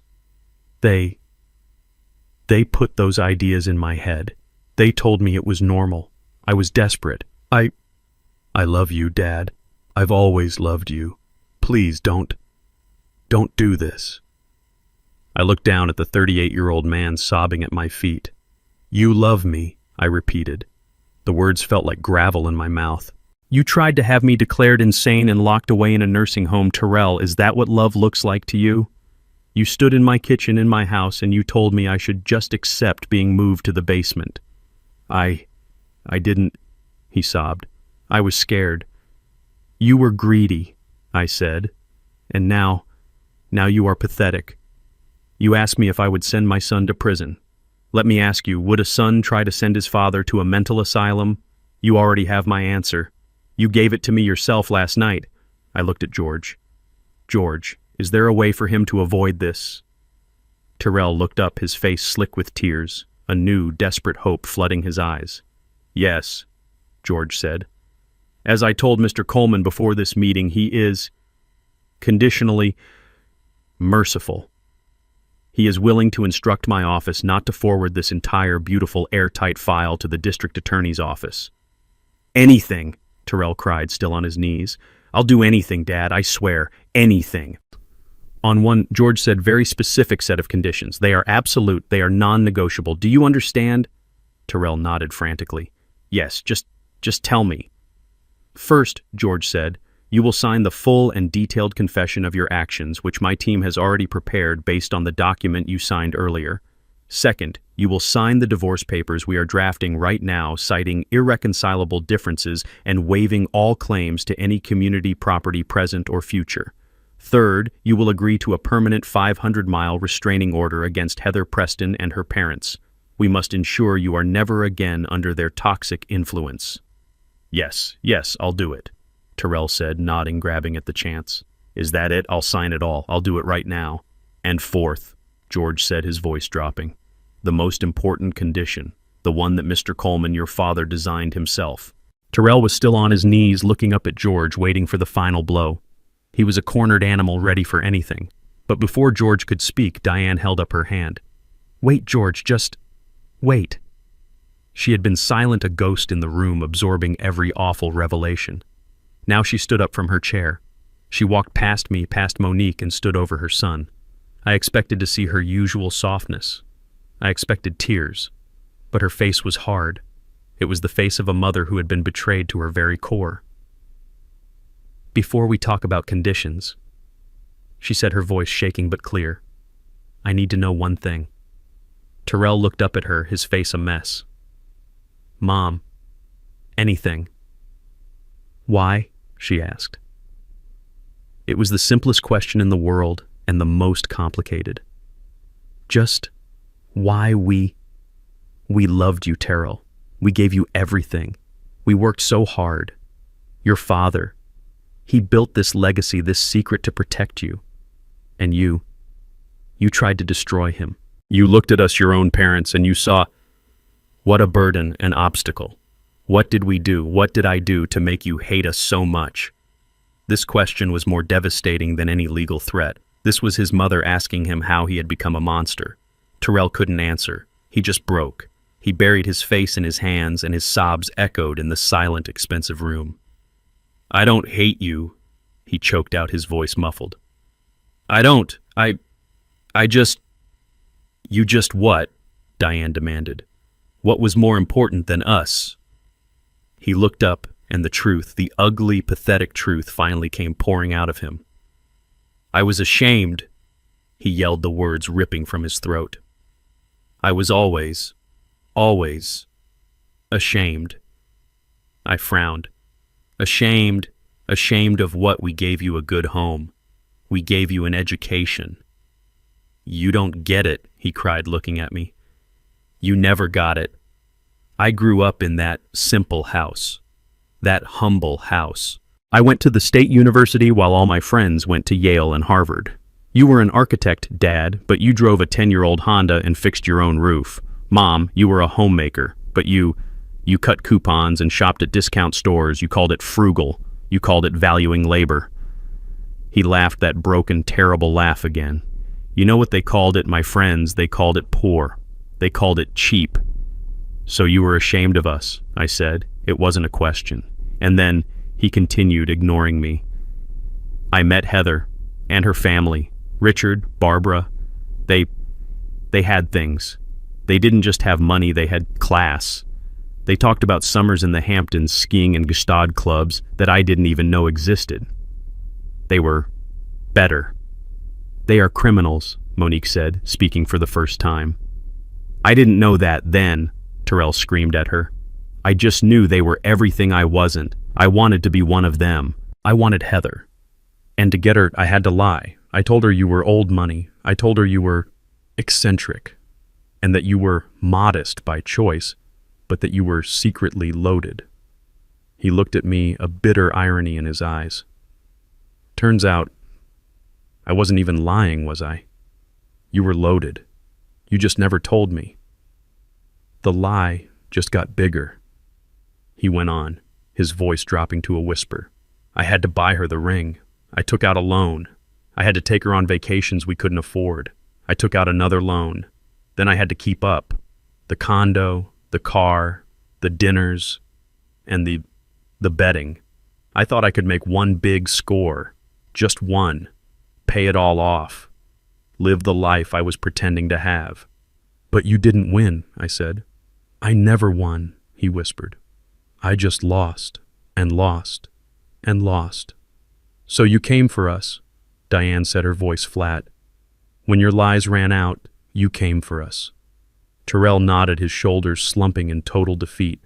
Heather's parents were coming to town. They wanted to see the estate. They wanted to meet the eccentric parents. I was trapped. I knew the moment they saw the house, the moment they met you. The jig was up.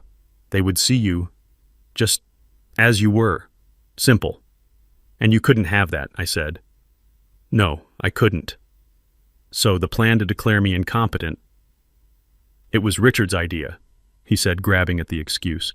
He said it was a standard high net worth move, that it was estate planning to protect the assets from erratic decisions.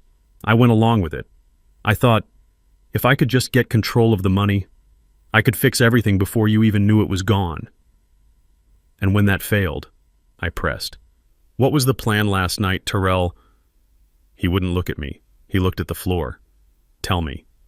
It was desperation, he mumbled. Heather and her parents. They said we had to take control, that you were an obstacle, a burden. They said if we moved in, took charge, showed you that we were the ones in control, you would just give up. Give up, Diane repeated, horrified. You were trying to break our spirits. We were going to sell the house, he admitted. Use the money to pay off the immediate debts. Move you and Dad into a nice facility, a really high-end one. We thought you'd be happier there, with people your own age. A facility, I said.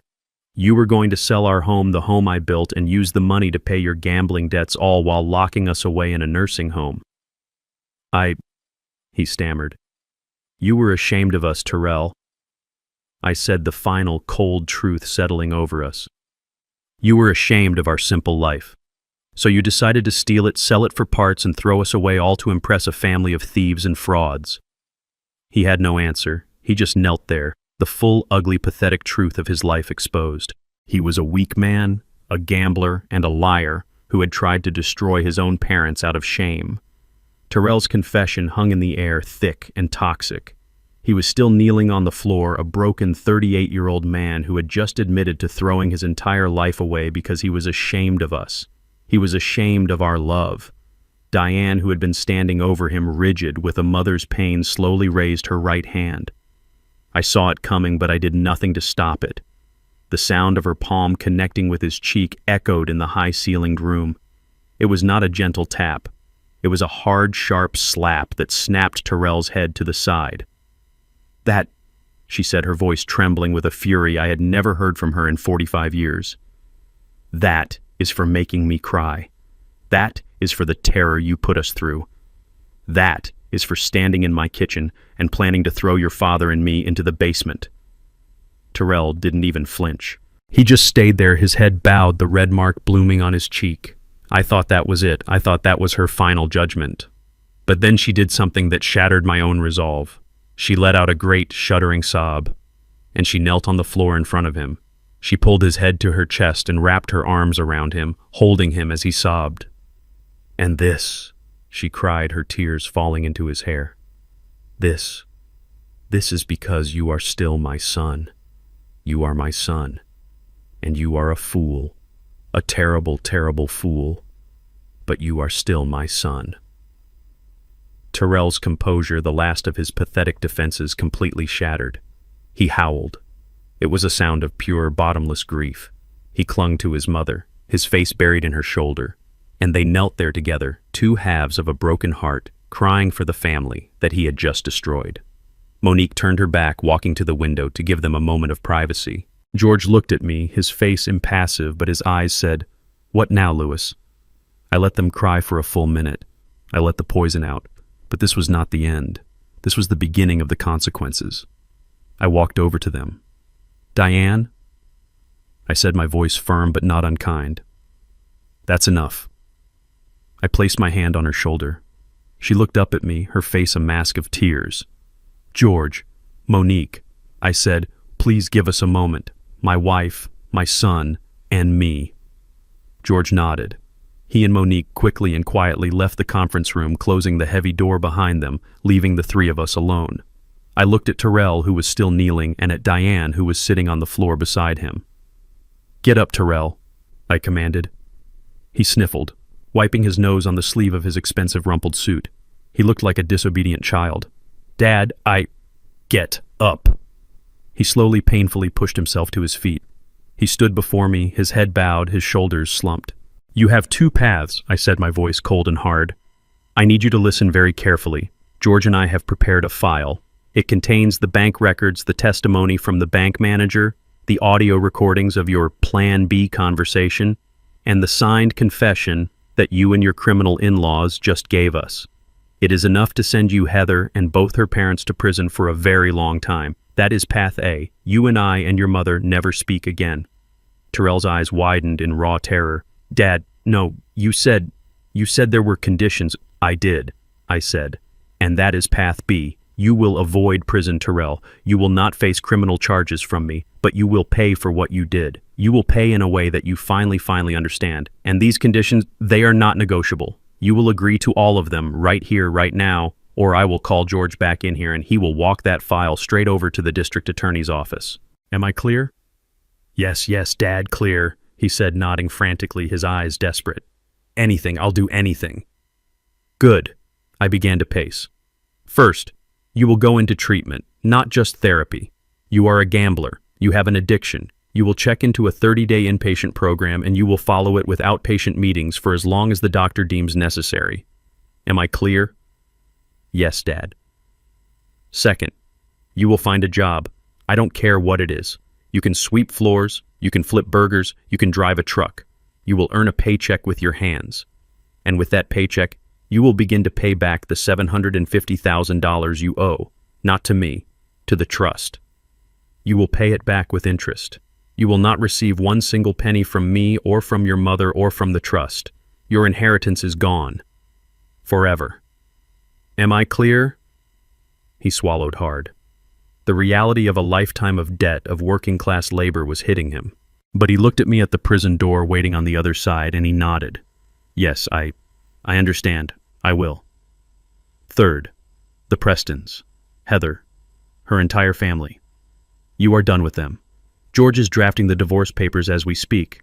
You will sign them. You will file a permanent 500-mile restraining order against all three of them. You will never see them, speak to them, or contact them in any way for the rest of your life. They are poisoned, Terrell. They poisoned you, and you let them. That ends today. Am I clear?" He didn't hesitate. "Yes, clear. It's over. I know." "Good," I said. I stopped pacing and stood in front of him. "And fourth, you will accept your punishment." Terrell looked at me, his eyes full of fear. Punishment, I thought. The job, the debt, that's not punishment, son. That's just being a responsible adult. That's just cleaning up your own mess. No, I mean a real punishment, a consequence, a daily reminder of what you did, of who you were willing to become. What is it?" he whispered. I let the silence sit for a moment. I looked at Diane. She nodded at me, her face still stained with tears, but her eyes were firm. She was with me. "You're going to come home," I said. Terrell's face flooded with a relief so profound he almost collapsed. "Home. Oh, Dad, thank you. Thank you." "Don't thank me yet." I cut him off. You are not coming home as our son. You are coming home as our tenant. Monique is the new owner of the property. She will be your landlady. I can pay rent, he stammered. With my new job. Oh, you'll pay rent, I said, but not in money. You'll pay it in sweat.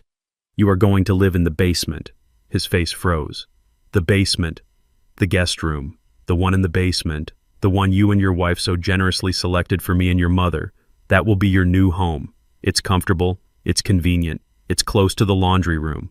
And as you so rightly pointed out, one person doesn't really need all that much space. You will live there. And in exchange for rent, you will be the property's live-in handyman. You will fix the roof, Terrell. You'll unclog the drains. You will paint the fences. You will cut the grass. You will learn with your own hands what it takes to maintain the very house you were so ready to steal and sell.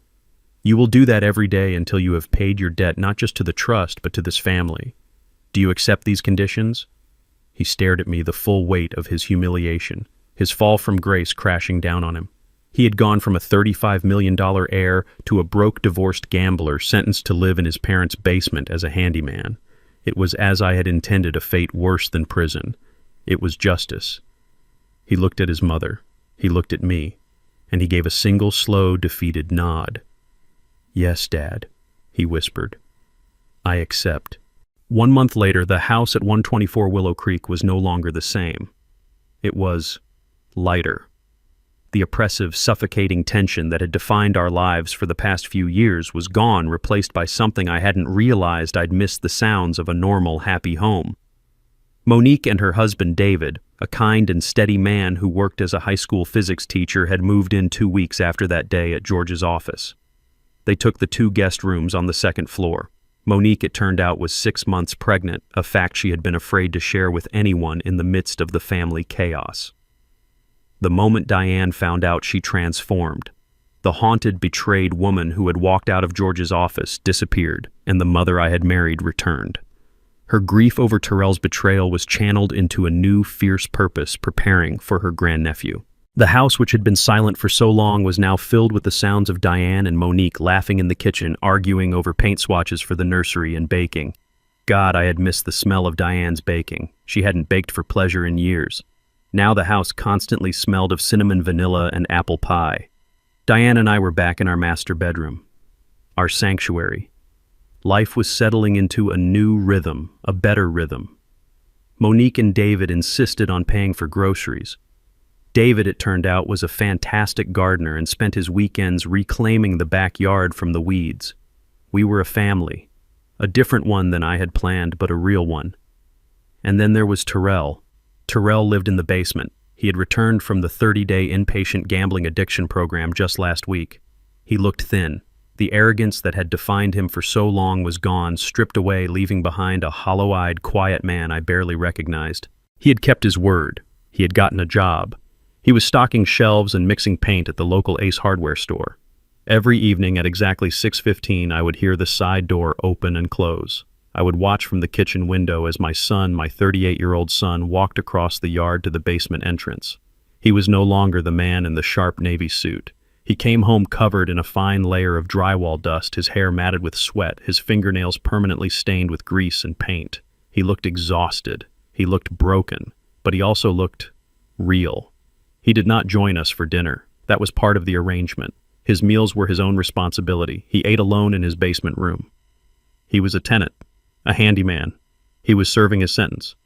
I did not speak to him, and he did not speak to me. We coexisted in the same house, 2 separate worlds. Diane would look at me, her eyes pleading, asking me to say something, to offer some small comfort. But I held firm. This was not a wound that could be healed with a simple, "I'm sorry." This was a debt that had to be paid in full with sweat and humility and time. This evening I was in the kitchen while Diane and Monique were upstairs. I was pouring myself a glass of water when I heard it, drip, drip, drip. The sound came from the kitchen sink, a steady, annoying, persistent leak from the faucet I had installed myself 15 years ago. I sighed. I looked at the drip, then I looked at the clock. 6:13 p.m. I waited. At 6:15 on the dot, I heard the side door. I watched Terrell walk past the window, his head down, his shoulders slumped, carrying his lunchbox. I dried my hands and walked to the basement door. I opened it and walked down the stairs. The room was clean, sparse. A single bed neatly made, a small desk, a hot plate in the corner. Tyrell was standing in the middle of the room just taking off his heavy paint-stained work boots. He froze when he saw me. He looked like a startled animal. "Dad," he said. His voice was hoarse. "The faucet," I said, my voice flat all business. "The one in the kitchen, it's leaking. A seal is probably worn out. I need you to fix it." Tyrell just looked at me.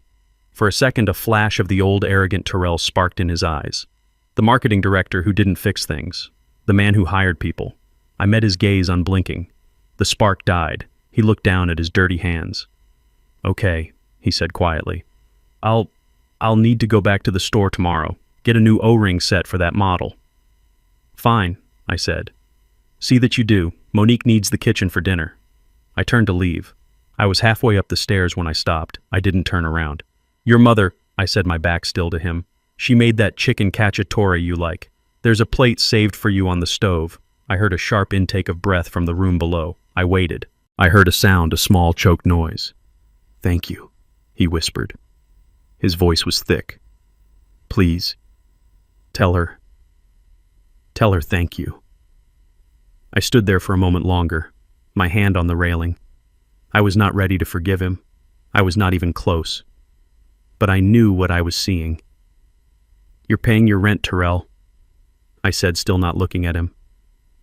"You're getting your hands dirty. You're doing it on your own."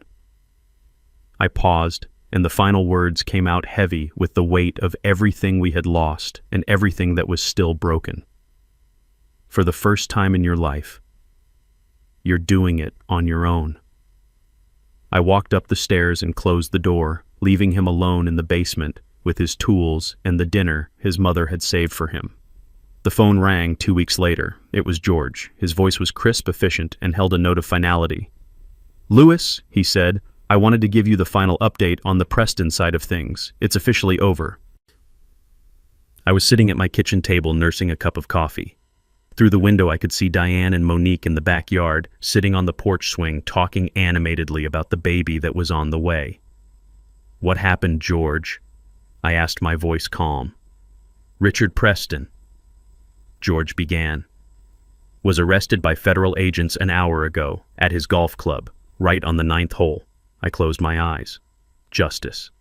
"The SEC investigation we uncovered was the final nail," George continued.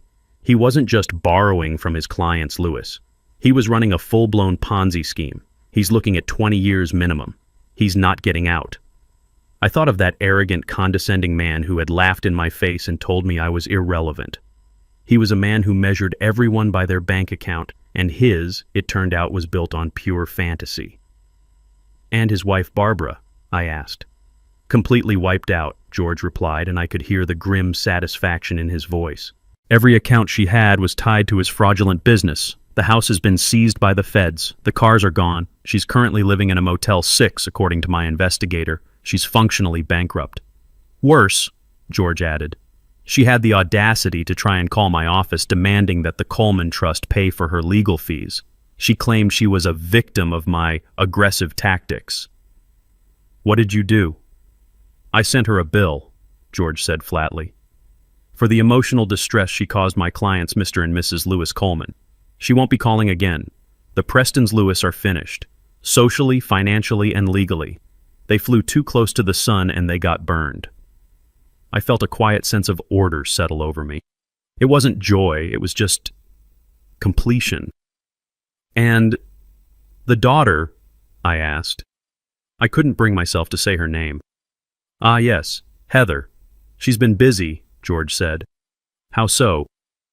"She filed for divorce immediately, just as she had threatened. Her lawyer, a real shark from a downtown firm, filed a motion to seize all of Tyrell's assets as emergency alimony. She was still convinced, even after everything, that the $35 million was hiding somewhere.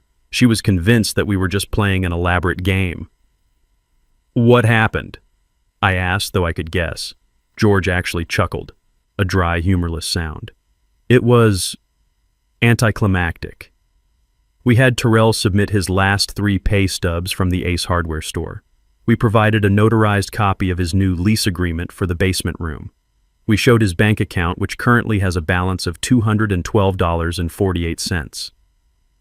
I pictured Heather's face.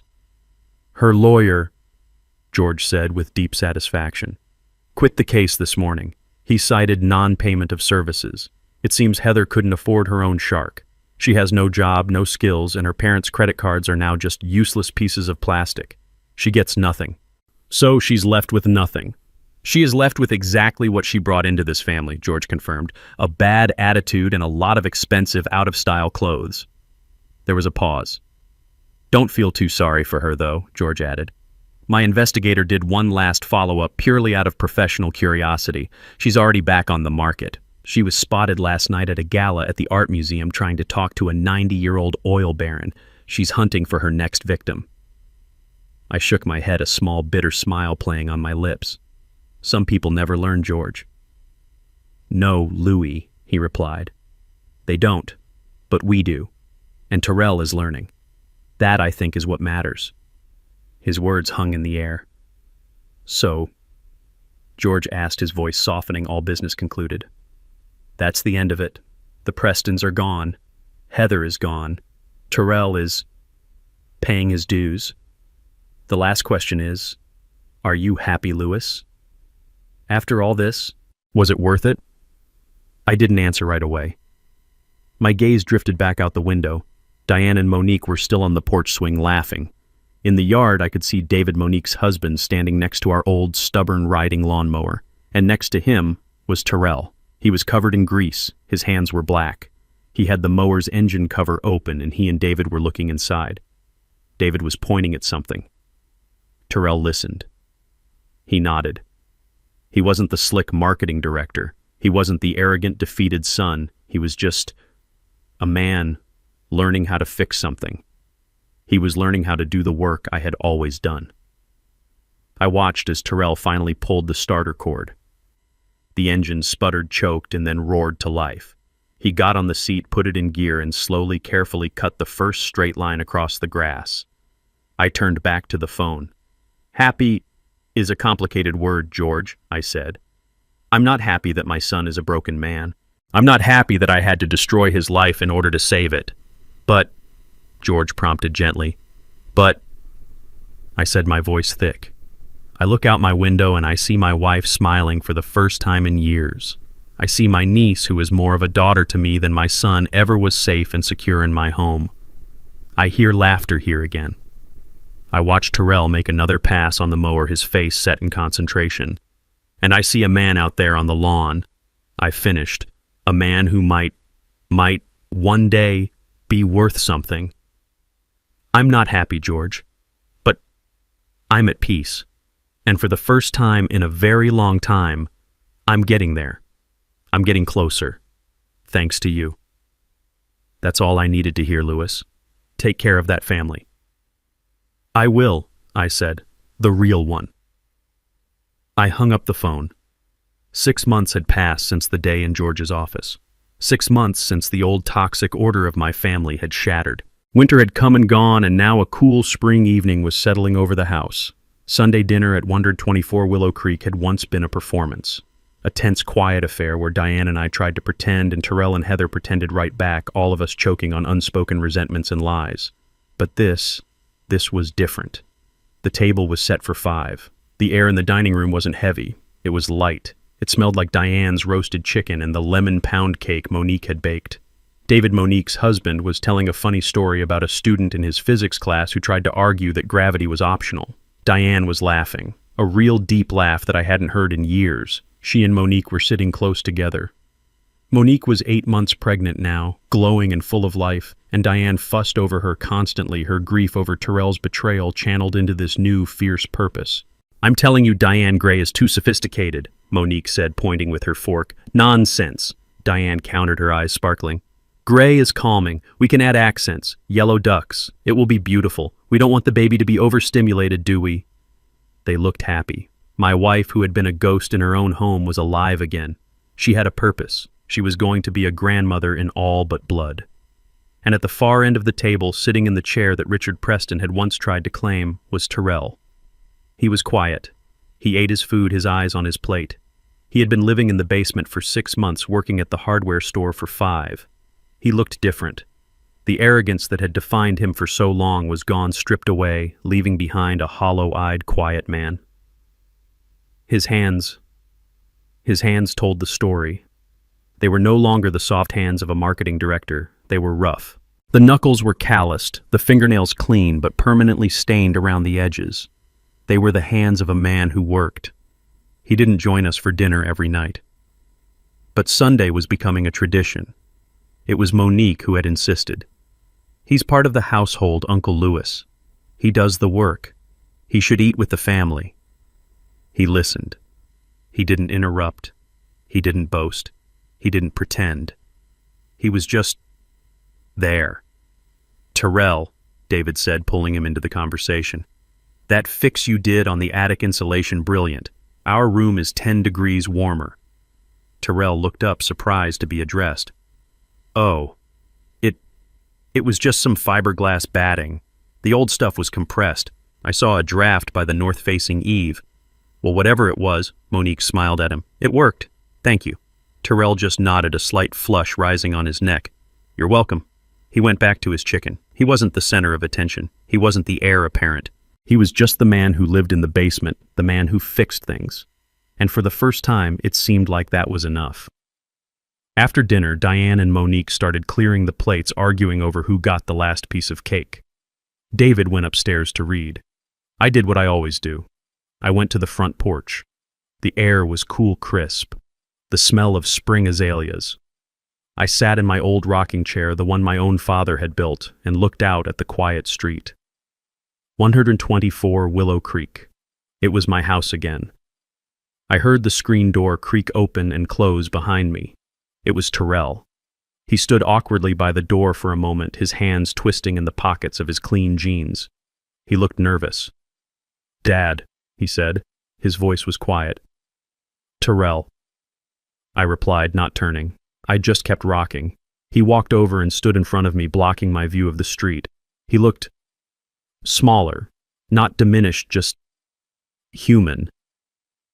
Can I talk to you for a minute?" "I'm listening." He took a deep breath. His rough hands were shaking slightly as he pulled them from his pockets. In his right hand he held 2 envelopes. They were standard white business envelopes, slightly crumpled. This is the first one," he said, holding out the first envelope. It was thick. It's the rent for the basement room. I'm 2 days late. I'm sorry, my paycheck didn't clear until this afternoon." I looked at him. I looked at the envelope. His rent, as I had stipulated, was his labor, his work on the house. This was something else. "What is this?" I asked. "Monique and David, they're having a baby," he stammered, not meeting my eyes.